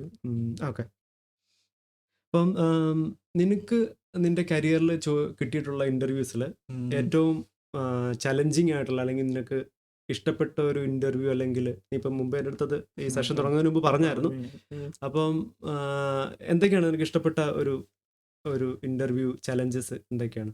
ഒരു ഇന്റർവ്യൂ ചലഞ്ച് എന്ന് പറയുമ്പോഴത്തേക്ക് നമ്മൾ ആ ഇന്റർവ്യൂ ചലഞ്ച് ചെയ്യുമ്പോൾ നമ്മൾ ചിന്തിക്കാത്ത രീതിയിലല്ലേ, നമ്മൾ ചെയ്യാത്ത രീതിയിൽ എന്തെങ്കിലും കാര്യങ്ങൾ നമ്മളെ കൊണ്ട് ചെയ്യിക്കുക, അല്ലെ നമ്മളെ ഉള്ളിൽ തന്നെ നമുക്ക് ഉണ്ടെന്ന് അറിയാത്ത കുറെ കാര്യങ്ങൾ വെളിയിലേക്ക് കൊണ്ടുവരിക. അങ്ങനത്തെ ഇന്റർവ്യൂ ചലഞ്ചസ് ആണ് എനിക്ക് കൂടുതൽ ഇഷ്ടം. അല്ലാതെ ഒരു കംഫർട്ട് സോണിൽ ഞാനൊരു 500 ലീഡ് കോഡ് ക്വസ്റ്റ്യൻ ചെയ്തു, അപ്പൊ എനിക്ക് അടുത്ത ക്വസ്റ്റ്യൻ കാണുമ്പോൾ ഓക്കെ ഇത് ഇങ്ങനെ അതല്ല. അതിനെക്കാളും എനിക്ക് കംഫർട്ടബിൾ ആയി തോന്നുന്നത് ഒരു ടാസ്ക് അല്ലെങ്കിൽ ഒരു സാധനം ചെയ്യുക. ഇത്ര നാള് ചെയ്യാത്ത എന്തെങ്കിലും ഒരു സാധനം ഇന്റർവ്യൂല് വരുവാണെന്നുണ്ടെങ്കിൽ നിനക്ക് ഭയങ്കര എന്ന് പറഞ്ഞാൽ എനിക്ക് ഇന്റർവ്യൂ കിട്ടിയില്ലെങ്കിലും പ്രശ്നമില്ല. ഓക്കെ, ഇത് തന്നെ എനിക്ക് ഒരു ഇതാണ് എന്ന് പറഞ്ഞു കഴിഞ്ഞാൽ ഒരു മോട്ടിവേഷനാണ്. ഓക്കെ, ഇപ്പോൾ ഒരു സാധനം ബിൽഡ് ചെയ്യാൻ അല്ലെങ്കിൽ ഒരു ഫ്രെയിം വർക്ക് യൂസ് ചെയ്ത് സാധനം ചെയ്യാൻ ഒരു എന്തായാലും ഒരു എൻഡ് ഗോൾ ഉണ്ടാവില്ല, അത് അച്ചീവ് ചെയ്യുമ്പോഴത്തേക്ക് നമുക്കൊരു സന്തോഷം ഉണ്ടാവും. ആ ഒരു ഇത് ഇപ്പോൾ റീസെൻ്റ്ലി വന്ന സാധനം ഞാൻ നിന്നോട് പറഞ്ഞില്ല, ആ ഒരു സാധനത്തിനകത്ത് ഇതെന്ന് പറഞ്ഞാൽ ശരിക്കും പൈത്തൺ അറിയാവുന്ന ആൾക്ക് ഒരു 4 ലൈനിൽ തീർക്കാവുന്ന സാധനം. ആ ഒരു സാധനത്തിന്റെ ശരിക്കും ഒരു സൊല്യൂഷൻ എന്ന് പറഞ്ഞാൽ പൈത്തണിൽ ഒപ്റ്റിമൽ സൊല്യൂഷൻ എന്ന് പറഞ്ഞാൽ 4 ലൈൻ 3 ലൈനിലേക്ക് തീർക്കാവുന്ന സാധനം. പക്ഷെ അത് നമ്മളെ ചെയ്യിച്ചെന്ന് പറഞ്ഞു കഴിഞ്ഞാൽ നോർമൽ തിങ്കിങ്ങിൽ നിന്ന് വേറൊരു വഴിയിലേക്ക് കൊണ്ടുപോയിട്ട് നീ പറഞ്ഞ ഫോർ ലൂപ്പ് യൂസ് ചെയ്യാൻ പാടില്ല, ലിസ്റ്റിന്റെ പൈത്തണിനകത്ത് കസ്റ്റം സ്റ്റാക്ക് ഒന്നും ക്രിയേറ്റ് ചെയ്യാൻ പാടില്ല, ഡാറ്റ സ്ട്രക്ചർ ഒന്നും ക്രിയേറ്റ് കാര്യമില്ല. ചെയ്യാൻ സാധനം പക്ഷേ ചെയ്യേണ്ട കാര്യമില്ല. സിമ്പിൾ ക്വസ്റ്റ്യൻ ആണ്, പക്ഷെ ഇതൊന്നും യൂസ് ചെയ്യാതെന്ന് പറയുമ്പോഴത്തേക്ക് ആൾ കൊടുക്കും. കാര്യം നമ്മൾ ഇത്രയും നാള് നമ്മുടെ ബ്രെയിൻ അങ്ങനെ വയർ ചെയ്ത് വെച്ചേക്കുന്നത് പറഞ്ഞാൽ ഓക്കെ ഒരു സാധനം റിപ്പീറ്റ് ആയിട്ട് ചെയ്യണമെങ്കിൽ ലൂപ്പ് യൂസ് ചെയ്യണം. അത് നമ്മൾ ഈ ലാംഗ്വേജ് ഓരോ പ്രോഗ്രാമിംഗ് ലാംഗ്വേജ് പഠിച്ച് കഴിയുമ്പോഴത്തേക്കും ചില ലാംഗ്വേജ് അതായത് പ്രമുഖമായ കുറേ ലാംഗ്വേജ് പഠിച്ച് കഴിയുമ്പോഴത്തേക്കും നമ്മുടെ മനസ്സങ്ങനെ ചിന്തിക്കുള്ളൂ. പക്ഷേ ഇതിൽ നമ്മളെ ബ്രേക്ക് ചെയ്ത് പക്ഷെ നീ അത് കംപ്ലീറ്റ് ചെയ്തു. അപ്പൊ അത് നീ ഇത്ര നാളെ യൂസ് ചെയ്യാത്ത ഒരു പാറ്റേൺ ഓഫ് ഇന്റർവ്യൂ വന്നപ്പോൾ നിനക്കത് പിന്നെ അതിന്റെ സബ്മിഷനും മീൻസ് ആ ചലഞ്ച് സബ്മിറ്റ് ചെയ്തതും അതൊരു വേറൊരു രീതിയിലായിരുന്നു. അത് വേറൊരു സ്കില്ല് ഉണ്ടോയെന്ന് ചെക്ക് ചെയ്യുന്നതായിരുന്നു. കാര്യം എന്ന് പറഞ്ഞു കഴിഞ്ഞാൽ ഇപ്പം നമ്മൾ ഒരു ടെക്നോളജി പറയുമ്പോഴത്തേക്കും ഓരോ ടെക്നോളജിക്ക് ഓരോ സ്പെസിഫിക്കേഷൻ ഉണ്ട്, എങ്ങനെയായിരിക്കണം ഓരോ കാര്യങ്ങൾ അതിനകത്ത് എങ്ങനെയായിരിക്കണം. അപ്പം നീ HTTP എന്ന് പറയാം അല്ലെങ്കിൽ HTML എന്ന് പറയുമ്പോഴത്തേക്കും HTML അതിൽ ടാഗുകൾ എന്ന് പറയുന്നത് അതിനൊരു സ്റ്റാൻഡേർഡ് ഉണ്ട്. അതായത് ഇത്ര ടാഗുകളുണ്ട്, ഈ ടാഗുകൾ ഇന്ന സാധനങ്ങൾ ചെയ്യും. അപ്പോൾ അതൊരു ഡോക്യുമെന്റേഷൻ ആയിട്ടുണ്ട്. അപ്പോൾ ഈ ഡോക്യുമെന്റേഷൻ വായിച്ചിട്ട് ഒരു സാധനം ഇംപ്ലിമെന്റ് ചെയ്യാൻ പറ്റുമെങ്കിൽ ചെയ്തു, ഇല്ല എങ്കിൽ എന്തായാലും ഡോക്യുമെന്റേഷൻ വായിച്ചിട്ടുണ്ടാവണം. കാര്യം ഇനി വരുമായിരിക്കും എനിക്കറിയില്ല. അപ്പോൾ ഈ ഡോക്യുമെന്റേഷൻ വായിക്കുന്നതും അതിനകത്തൊരു ചലഞ്ച് പോലെയായിരുന്നു. അപ്പോൾ നീ ഇതിനോട് ഇപ്പോൾ കൂട്ടിച്ചേർത്ത് വായിക്കുവാണെങ്കിൽ നീ അതിന് മുമ്പ് ഈവൻ ദോ നീ ചെയ്യുന്നത് ഡെവലപ്മെന്റ് ആണ്, വെബ് ഡെവലപ്മെന്റ് ആണെങ്കിലും നീ എടുത്ത് ഒരു ആർട്ടിഫിഷ്യൽ ഇന്റലിജൻസുമായിട്ട് ബന്ധപ്പെട്ടൊരു ഇന്റർവ്യൂ അറ്റൻഡ് ചെയ്തിട്ടുണ്ടായിരുന്നു. അപ്പോൾ അതിന്റെ ഒരു എക്സ്പീരിയൻസ് എങ്ങനെയായിരുന്നു? കാരണം നീ അതെങ്ങനെയാണ് നിനക്കത് ആ ഒരു സൊല്യൂഷനിലേക്ക്, കാരണം നീ ഒരു ഫൈനൽ റൗണ്ടിന് ഏകദേശം അടുത്ത് എത്തിയിട്ടുണ്ടായിരുന്നു. അത് അതിനകത്ത് എന്നെ ഹെൽപ്പ് ചെയ്തെന്ന് പറഞ്ഞു കഴിഞ്ഞാൽ എനിക്കറിയില്ല, ഞാൻ എന്തെങ്കിലും സാധനം എന്തിനേയും കുറിച്ചാണെങ്കിലും വായിച്ചുകൊണ്ടിരിക്കും. അപ്പം പണിയൊന്നും ഇല്ലല്ലോ. പണിയൊന്നുമില്ല എന്ന് വെച്ചാൽ പണിയൊന്നും ഇല്ലെന്നല്ല കേട്ടോ, എനിക്ക് പണിയുണ്ട്, നല്ല പണിയുണ്ട്. നല്ല പണിയുണ്ട്. ഉച്ചയ്ക്ക് ഒരു 2:30 ആകുമ്പോൾ അളിയൻ ഇങ്ങനെ കണ്ണും തുറന്ന് വെച്ചൊരു ഉറക്കമുണ്ട്. എൻ്റെ അമ്മ വെറുതെ പറയുന്ന കേട്ടോ, വെറുതെ തമാശ പറയുന്ന കേട്ടോ. അപ്പോൾ അപ്പോൾ ആ സാധനം ഈ വായിക്കുന്ന കൂട്ടത്തിൽ ഈ സാധനം ഈ ഒരു ഫീൽഡിൽ എന്ത് സംഭവിക്കുന്നു, ഈ മെഷീൻ ലേണിംഗ് ഫീൽഡിൽ അതായത് നമ്മൾ ഈ ഒരു ഫീൽഡിൽ, അതെ, ഇതൊരു ചലഞ്ചിങ് സിറ്റുവേഷൻ ആണ് നമുക്ക് എല്ലാവർക്കും. ഡെവലപ്പേഴ്സായിട്ട് നമ്മൾ കയറി കഴിഞ്ഞാൽ നമ്മുടെ ചുറ്റിലും എന്ത് സംഭവിക്കുന്നുള്ളത് ആ ഓഫീസിൽ മാത്രമല്ല നമ്മുടെ ചുറ്റുപാടെന്ന് പറയുന്നത്. ഈ ലോകത്തിൽ ഈ ഒരു ലാംഗ്വേജുമായിട്ട് ബന്ധപ്പെട്ട് എന്തൊക്കെ സംഭവിക്കുന്നു എന്നുള്ളത് നമ്മൾ അറിഞ്ഞിരിക്കണം. അത് ട്രൈ ചെയ്യണം. ഒരു പറഞ്ഞ ആ ഒരു ക്യൂരിയോസിറ്റി എന്ന് പറഞ്ഞാൽ എനിക്ക് എന്നോട് ചോദിച്ചു കഴിഞ്ഞാൽ ഒരു ഇപ്പം എന്നോട് ചോദിച്ചാൽ ഏത് മനുഷ്യന് ആവശ്യമായിട്ട് വേണ്ട കാര്യങ്ങളിലൊന്നാണ് ക്യൂരിയോസിറ്റി ഉണ്ടാവുക എന്നുള്ളത്. കാര്യം ക്യൂരിയസ് ഇല്ലാത്ത മനുഷ്യന് പുതിയ കാര്യങ്ങൾ അറിയാൻ പറ്റില്ല. ആ ഒരു ഇത്. അപ്പൊ നീ ഇത് ഇടയ്ക്കിടയ്ക്ക് ഇത് ഇങ്ങനെ വായിച്ചോണ്ടിരിക്കുന്ന അവിടെ സംഭവിക്കുന്നു, ഇത് ചെയ്തു, ഇന്ന ഫ്രെയിം വർക്ക് ഒന്ന് ലൈബ്രറി വെച്ച് ഇന്ന് ചെയ്യാം. അപ്പൊ ഇത് നിന്നോട് ചോദിച്ചത് ചാറ്റ് GPT പോലുള്ള ഒരു മോഡൽ സിസ്റ്റം ബിൽഡ് ചെയ്യണം. ആ സിസ്റ്റത്തിനകത്ത് ചെയ്യേണ്ട സിസ്റ്റത്തിന്റെ ബിഹേവിയർ എങ്ങനെയാന്ന് വെച്ച് കഴിഞ്ഞാൽ ചാറ്റ് GPT ഒരു ജനറൽ മോഡലാണ്. അതായത് ലോകത്തിൽ എന്ത് സാധനം ചോദിച്ചു കഴിഞ്ഞാലും അത് പറഞ്ഞത്. പക്ഷേ ഈ സാധനത്തിനകത്ത് ചെയ്യേണ്ടതെന്ന് വെച്ച് കഴിഞ്ഞാൽ ഈ സാധനത്തിനകത്തോട് നമ്മൾ കുറച്ച് ഡോക്യുമെന്റ്സ് ഫീഡ് ചെയ്യും. PDF ടെക്സ്റ്റ് ഞാൻ ഇപ്പോൾ ബിൽഡ് ചെയ്തപ്പോൾ എല്ലാത്തിനും വേണ്ടി ബിൽഡ് ചെയ്തു. എന്നിട്ട് ആ സാധനം ഇപ്പം നമ്മളൊരു ക്വസ്റ്റ്യൻ ചോദിക്കുമ്പോഴത്തേക്ക് ഈ ഡോക്യുമെന്റിനകത്താണെങ്കിൽ മാത്രം ഉത്തരം തരിക. ഓക്കെ. അപ്പൊ ആ ഡോക്യുമെന്റിനകത്ത് ഉത്തരം അതിനകത്തുണ്ട്, ചോദ്യം ഉത്തരം അതിനകത്തുണ്ട്. ഉത്തരമല്ല, അതൊരു പാരഗ്രാഫാണ്. എന്ന് പറഞ്ഞു കഴിഞ്ഞാൽ ഇപ്പം ഞാൻ ഇപ്പം ഈ സാധനത്തിനകത്ത് ഞാൻ ഒന്നും ഫീഡ് ചെയ്തിട്ടില്ല. അപ്പം ഞാൻ HTML കുറിച്ചൊരു ടാഗിനെ കുറിച്ചിട്ട് ചോദിച്ചു. അപ്പം ഞാൻ ഡോക്യുമെന്റ് കൊടുത്തിട്ടില്ല സാധനത്തിന്. അപ്പോൾ സാധനം ഉത്തരം തരാൻ പാടില്ല. അത് പറയാൻ ഇല്ല, എനിക്കറിയില്ല എന്ന് പറയണം. അപ്പം ഞാൻ HTML ഡോക്യുമെന്റേഷൻ ഞാൻ സാധനത്തിന് അത് PDF ആയിട്ട് അപ്ലോഡ് ചെയ്ത് കൊടുത്തു. എന്നിട്ട് ഞാൻ ടാഗിനെ കുറിച്ച് ചോദിക്കുമ്പോഴത്തേക്കും ആ പാരഗ്രാഫ് എടുത്തുകൊണ്ട് വരില്ല, ആ സാധനം അതിൻ്റെ ഒരു സമ്മറി എനിക്ക് പറഞ്ഞുതരും. അതായത് അതിനകത്തുള്ള പാരഗ്രാഫ് അതുപോലെ എടുത്തുകൊണ്ട് വരുവാണോ അതോ ഈ മോഡൽ സ്വന്തമായിട്ട് ആൻസർ ജനറേറ്റ് ചെയ്യും. പാരഗ്രാഫിൽ നിന്ന് തന്നെയായിരിക്കും ആൻസർ ജനറേറ്റ് ആവുന്നത്. സെന്റൻസ് കൺസ്ട്രക്ഷൻ ഒക്കെ സ്വന്തമായിട്ട് ചെയ്യും. അതാണ് ഈ മീൻസ് ചാറ്റ് GPT ഡ്രൈവ് ചെയ്യുന്ന മോഡലിന്റെ പ്രത്യേകത. അതാണ്. അതപ്പോൾ നിന്നെ കൊണ്ട് ചെയ്യാൻ പറ്റി? അപ്പോൾ അത് ചെയ്യാൻ പറ്റി എന്ന് പറഞ്ഞാൽ എൻ്റെ ലിമിറ്റേഷൻസ് അത് ഞാൻ ചെയ്തു. കാര്യം അത് കുറച്ച് ഫാസ്റ്റ് ആക്കണമെങ്കിൽ ഗ്രാഫിക്സ് കാർഡ് വേണം. ഗ്രാഫിക്സ് കാർഡ് യൂസ് ചെയ്യാണ്ട് കമ്പ്യൂട്ടർ മറ്റേ CPU തന്നെ യൂസ് ചെയ്ത് റൺ ചെയ്തപ്പം സ്ലോ ആയിരുന്നു. അത് ആദ്യം കുറേ സമയം എടുത്ത്, പിന്നെ ഞാൻ വേറെ കാര്യം ചെയ്തപ്പോൾ കുറച്ചുകൂടെ സ്ലോ മീൻസ് ഫാസ്റ്ററായി. അത് കുഴപ്പമില്ലായിരുന്നു. അപ്പം നിനക്കിപ്പം നീ ഇപ്പോൾ എറിക്സണിൽ നീ ഒരു ഫീൽഡ് ഇങ്ങനെ 2 വർഷത്തോളം വർക്ക് ചെയ്തപ്പോൾ നിനക്ക് തന്നെ തോന്നി എന്ത് എനിക്ക് ഡെവലപ്മെന്റിലേക്ക് പോകണമെന്ന് തോന്നി. അങ്ങനെ നീ ഡെവലപ്മെന്റിലേക്ക് നിന്റെ എഫേർട്ട് കൊണ്ട് നീ വന്നു. അപ്പം നിനക്കിപ്പോൾ ഈ ഒരു ഇന്റർവ്യൂ അറ്റൻഡ് ചെയ്തപ്പം ഈ ഒരു ആർട്ടിഫിഷ്യൽ ഇന്റലിജൻസിന്റെ ആ ഒരു AI മോഡലൊക്കെ ക്രിയേറ്റ് ചെയ്യുന്നത് കണ്ടപ്പോൾ നിനക്കിപ്പോൾ ഒരു തോന്നലുണ്ടോ അതിലേക്ക് കൂടുതൽ കോൺസെൻട്രേറ്റ് ചെയ്യണമെന്നൊരു തോന്നലുണ്ടോ? കോൺസെൻട്രേറ്റ് ചെയ്യണം എന്നൊരു തോന്നലുണ്ട്. കാര്യം ഇപ്പോൾ ഈ പർട്ടിക്കുലർ UAE മാർക്കറ്റിനെ വെച്ച് പറയുകയാണെങ്കിൽ അതിന് നല്ല സ്കോപ്പ് ഉണ്ട്. UAE ഇപ്പോൾ ഒരുപാട് സ്റ്റാർട്ടപ്പ്. പക്ഷെ അതിനകത്തുള്ള പ്രശ്നം എന്താണെന്ന് വെച്ച് കഴിഞ്ഞാൽ ഇതുപോലത്തെ ഒരു സാധനം ഞാൻ നേരത്തെ കണ്ടത്, ഈ ഒരു ഹൈപ്പ് ഞാൻ നേരത്തെ കണ്ടതാണ്. അതായത് ഈ കോവിഡ് കഴിഞ്ഞ ഫേസിൽ നിന്ന് ക്രിപ്റ്റോ, ബ്ലോക്ക് ചെയിൻ അത് വെച്ചിട്ട് കുറേ കമ്പനികൾ വന്നു. ക്രിപ്റ്റോയുടെ ഒരു ഹൈപ്പ് എനിക്ക് ഓർമ്മയുണ്ട്. കുറേ കമ്പനികൾ വന്നു. അന്ന് പിന്നെ എലോൺ മസ്കിന്റെ ഇഷ്യൂ വന്ന് ബിറ്റ്കോയിൻ ക്രാഷ് ആയ സമയത്ത് എല്ലാം കൂടെ അടഞ്ഞു. അന്നേരം ആ ഒരു പീരീഡിനകത്ത് കുറേ ക്രിപ്റ്റോ കമ്പനികൾ വന്നു പോയി. അതുപോലെ ഇപ്പൊ കുറേ കമ്പനികളിൽ ഇതുപോലത്തെ സാധനങ്ങൾ യൂസ് ചെയ്ത് കുറേ സാധനങ്ങൾ ബിൽഡ് ചെയ്യാനായിട്ട്. പക്ഷേ ക്രിപ്റ്റോയും നമ്മുടെ ആർട്ടിഫിഷ്യൽ ഇന്റലിജൻസും കൂടെ നമുക്ക് കമ്പയർ ചെയ്യാൻ പറ്റുമോ? കാരണം ക്രിപ്റ്റോയ്ക്ക് ആരാണത് ഡീൽ ചെയ്യുന്നതെന്നോ അതിന്റെ സിസ്റ്റം എന്താണെന്നോ എങ്ങും ഹിസ്റ്ററി ഒന്നും ഇല്ലല്ലോ. ഞാൻ പറഞ്ഞത് വെച്ചാല് ആ ഒരു ഹൈപ്പ് ഉണ്ടല്ലോ, ആ ഹൈപ്പ് കാരണമാണ് കുറെ ആൾക്കാർ ആ സാധനം യൂസ് ചെയ്ത് എന്തെങ്കിലും ചെയ്യണം. അതന്നെ ഞാൻ പറയുന്നത്. ഇപ്പം ആർട്ടിഫിഷ്യൽ ഇന്റലിജൻസ് ഞാൻ മുന്നോട്ട് നോക്കുമ്പോൾ ഒരുവിധം എല്ലാ സെക്ടറിലും ഇൻവോൾവ് ചെയ്ത് തുടങ്ങി. ഇപ്പൊ കാറിലാണെങ്കിൽ, ഹോസ്പിറ്റലിലാണെങ്കിൽ, ഇപ്പം ഡെവലപ്മെന്റ് ഫീൽഡിലാണെങ്കിൽ ഇപ്പം നമുക്ക് തന്നെ അറിയാം ഒരുപാട് AI മോഡൽസ് നമ്മൾ യൂസ് ചെയ്യുന്നുണ്ട്. അപ്പം ഒരുവിധം എല്ലാ ഫീൽഡിലും അക്സെപ്റ്റ് ചെയ്യാൻ പറ്റുന്ന ഒരു കാര്യമായിട്ട് ഗവൺമെന്റ് ലെവൽ ഉൾപ്പെടെ ഇപ്പൊ UAE ഒക്കെ ആണെങ്കിൽ ഇതിനെ ഒരുപാട് എന്ത് ബൂസ്റ്റ് ചെയ്യുന്നുണ്ട്. അപ്പൊ ക്രിപ്റ്റോ അങ്ങനെ ഗവൺമെന്റ് തരത്തിലൊന്നും അവർ ഇത് ചെയ്യുന്നില്ലായിരുന്നു, ബൂസ്റ്റ് ചെയ്യുന്നില്ലായിരുന്നല്ലോ. അപ്പം നീ എന്താ അപ്പം ഈ ഒരു ഹൈപ്പ് താഴേക്ക് പോകുന്നല്ല, ഒരു താഴേക്ക് പോക്ക് ഉണ്ടാവും. ഹൈപ്പ് മുകളിലേക്ക് പോകുന്ന സാധനം താഴേക്ക് പോവുകയും ചെയ്യും. പക്ഷെ താഴേക്ക് പോകുന്നതിനിടയ്ക്ക് അത് എവിടെ സെറ്റിൽ ആവും എന്നുള്ളതാണ്. ഒരു സ്റ്റേബിൾ എന്ന് പറഞ്ഞാൽ ക്രാഷിനിടയ്ക്ക് ഒരു സ്ഥലത്ത് സ്റ്റേബിൾ ആവും സാധനം. അപ്പൊ സ്റ്റേബിൾ ആവും തന്നെ ചെയ്യും. കുറെ ആപ്ലിക്കേഷൻസ് ഉണ്ടായി സാധനത്തിനെ കൊണ്ടിട്ട്.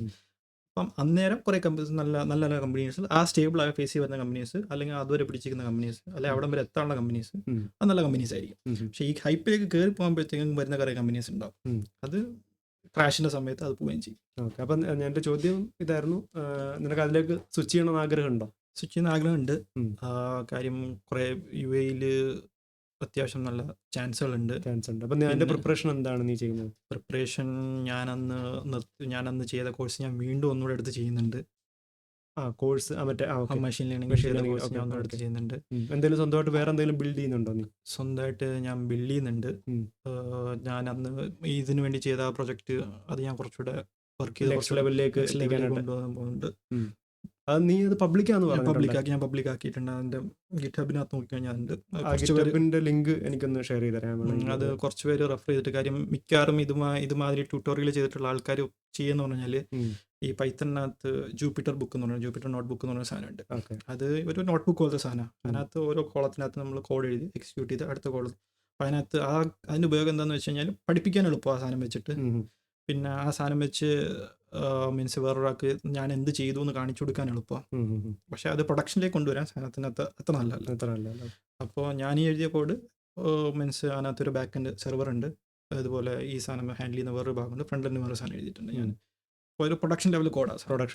അപ്പം ഞാൻ ആ പബ്ലിക് ആക്കിയപ്പോൾ പലരും എന്നോട് അത് ചോദിച്ചിട്ടുണ്ട്, മീൻസ് പറഞ്ഞത് അവർക്ക് ഫീഡ്ബാക്ക് കിട്ടിയെന്ന് പറഞ്ഞത് ബാക്കി ഞാൻ ഇതുവരെ കണ്ടിട്ടുള്ള സാധനത്തിനകത്ത് പ്രൊഡക്ഷനിലേക്ക് കൊണ്ടുപോകാൻ പറ്റുന്ന രീതിയിൽ ആരും എഴുതി കണ്ടിട്ടില്ല, അങ്ങനെ പബ്ലിക് ആക്കിയിട്ടില്ല സാധനം. പക്ഷെ എന്നിട്ട് നീ ആ ഇന്റർവ്യൂവിന് ഫൈനൽ റൗണ്ടിൽ ഫെയിലായി. കാര്യം എങ്ങോട്ട് മാറിപ്പോയി. അപ്പോൾ എനിക്ക് അതിലേക്ക് സ്വിച്ച് ചെയ്യണമെന്ന് താല്പര്യമുണ്ട്. ഞാൻ അതിന് വേണ്ടി പ്രിപ്പയർ ചെയ്യുന്നുണ്ട്.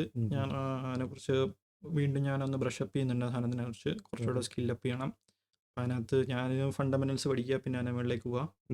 ഇതിനകത്തേക്ക് ആരെങ്കിലും വരുന്നുണ്ടെങ്കിൽ നിങ്ങൾക്ക് കുറച്ച് മാത്സ് അറിഞ്ഞിട്ടുണ്ടാവണം. അതെ, അത് നല്ലൊരു ക്വസ്റ്റ്യൻ ആണ്. എന്തൊക്കെയാണ് ഈ ഒരു ഫീൽഡിലേക്ക് വരാനായിട്ട് ആഗ്രഹിക്കുന്നത്? മെഷീൻ ലേണിംഗിലേക്ക് നല്ലൊരു സോളിഡ് ഫൗണ്ടേഷൻ വേണമെന്നുണ്ടെങ്കിൽ കുറച്ച് മാത്സ് ഉണ്ട്, മാത്സ് ഓറിയന്റഡ് ആയിട്ട് ചിന്തിക്കാൻ പറ്റണം. അതായത് മാത്തമാറ്റിക്കലി കുറച്ച് കാര്യങ്ങളുണ്ട് അതിനകത്ത്. മാത്സിൻ്റെ കുറച്ച് ടോപ്പിക്കുകൾ അറിഞ്ഞിരുന്നു കഴിഞ്ഞാൽ പെട്ടെന്ന് നമ്മളൊരു കാര്യത്തിനെ കുറിച്ച് പറയുമ്പോൾ ലൈബ്രറിൻ്റെ ഒരു ഇന്ന് ഇത് തന്നെ ചെയ്യുന്നു എന്ന് പറയുമ്പോൾ ഓക്കെ ഇത് ഇന്നതാണ് ചെയ്യുന്നത് നമുക്ക് പുറകിൽ ഇങ്ങനെ മനസ്സിലാവണം. അതുപോലെ മാത്സിലെ കുറച്ച് ഫീൽഡ് കാര്യങ്ങൾ, പിന്നെ സ്റ്റാറ്റിസ്റ്റിക്സ്, അത് ചില ഫീൽഡിൽ ആവശ്യം, മീൻസ് ഡേറ്റാ സയൻസ് അങ്ങനെ ഒരു സ്ഥാനത്തിലേക്ക് പോകുമ്പോൾ, പിന്നെ പ്രോഗ്രാമിംഗ് ഓഫ് കോഴ്സ് അത്, പിന്നെ അങ്ങനെ തന്നെ അതൊക്കെ. ഈ അൽഗോരിതം ഡേറ്റ സ്ട്രക്ചർ ഒക്കെ ഇതിനെ ഹെൽപ്പ് ചെയ്യുമോ? തീർച്ചയായിട്ടും ഹെൽപ്പ് ചെയ്യും. അൽഗോരിതം ഡേറ്റ സ്ട്രക്ചറൊക്കെ എന്ന് പറഞ്ഞാൽ അത് സാധനങ്ങൾ അതിനെക്കുറിച്ച് മനസ്സിലാക്കി വെക്കുക, അതിനെക്കുറിച്ച് പഠിക്കുക. അതുകൊണ്ടുള്ള ഗുണമെന്ന് വെച്ച് കഴിഞ്ഞാൽ നമുക്ക് ആ ഒരു നമ്മൾ ചിന്തിക്കുന്ന രീതി, ഞാൻ നേരത്തെ എന്നോട് പറഞ്ഞില്ല, ചിന്തിക്കുന്ന രീതി അതിനു വേണ്ടി ഓപ്പൺ ആവും. അതൊന്ന്.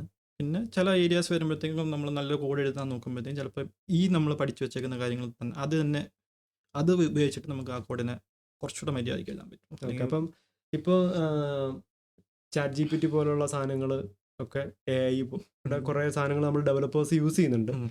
അത് ചിലർ വിചാരിക്കുന്നത് ഞാനങ്ങ് ജസ്റ്റ് കോപ്പി ചെയ്തിട്ടെല്ലാം അവിടെ നിന്ന് അങ്ങ് കിട്ടും, അയാളെല്ലാം ശരിയാക്കി തരും, അതെടുത്ത് അങ്ങ് പേസ്റ്റ് ചെയ്യും, അങ്ങനെ പോകുന്ന ആൾക്കാരുണ്ട്. പക്ഷെ അത് ഭയങ്കര റോങ് ആയിട്ടുള്ളൊരു കാര്യമാണ്. കാരണം അങ്ങനെ എല്ലാം നമ്മുടെ ChatGPT കൊണ്ട് ചെയ്യിപ്പിക്കുമ്പം നമ്മൾ ഗ്രോ ചെയ്യാനുള്ള സാധ്യത കുറയുകയും അവിടെ ChatGPTക്ക് കുറച്ചുകൂടെ അതിന് അതുകൊണ്ടെന്താ ഉപയോഗം ഉണ്ടാന്ന് വെച്ച് കഴിഞ്ഞാൽ അത് ആവശ്യമാണ്, അത് അറിയേണ്ടത് ആവശ്യമാണ്, അത് ഉപയോഗിക്കേണ്ട ആവശ്യം ഇപ്പോൾ ഈ കാലഘട്ടത്തിൽ ആവശ്യമായിട്ട് വന്നിട്ടുണ്ട്. ഇപ്പം അതറിയാവുന്ന ആൾക്കാർ കുറച്ചുകൂടെ ഫാസ്റ്റ് ആയിട്ട് ഇപ്പം, പക്ഷെ അതൊരു നല്ല ഡെവലപ്മെന്റ് അറിയാവുന്ന ആൾക്കാർക്ക്. അതെ, നമ്മൾ സ്റ്റേബിൾ ആയിട്ട് നമുക്ക് കാര്യം ചെയ്യാൻ അറിയാം. പക്ഷെ നമ്മൾ തന്നെ ജോലി ചെയ്യുന്നുണ്ട്. ഇപ്പം നിന്റെ വർക്കിൽ ആവശ്യം വരുമ്പോൾ നീ അത് സാധനം കണക്ട് മീൻസ് ChatGPT യൂസ് ചെയ്യുകയാണെങ്കിൽ നീ ഇപ്പം നേരത്തെ 2 ദിവസം കൊണ്ട് ചെയ്ത സാധനം നിനക്ക് അറിയാം എന്ന് പറഞ്ഞ സാധനം ചെയ്ത് കഴിയുമ്പോൾ ഇങ്ങനെ ഇരിക്കും നിനക്ക് അറിയാം, എങ്ങനെ ചെയ്യുമെന്ന് നിനക്കറിയാം.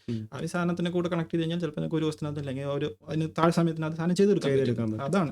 നീ ഡിപ്പെൻഡ് ചെയ്യുന്നുണ്ടോ? ഞാൻ ഡിപ്പെൻഡ് ചെയ്യുന്നുണ്ട്. ഞാൻ ഡിപ്പെൻഡ് ചെയ്യുന്നുണ്ട്. അപ്പം നീ ഇപ്പം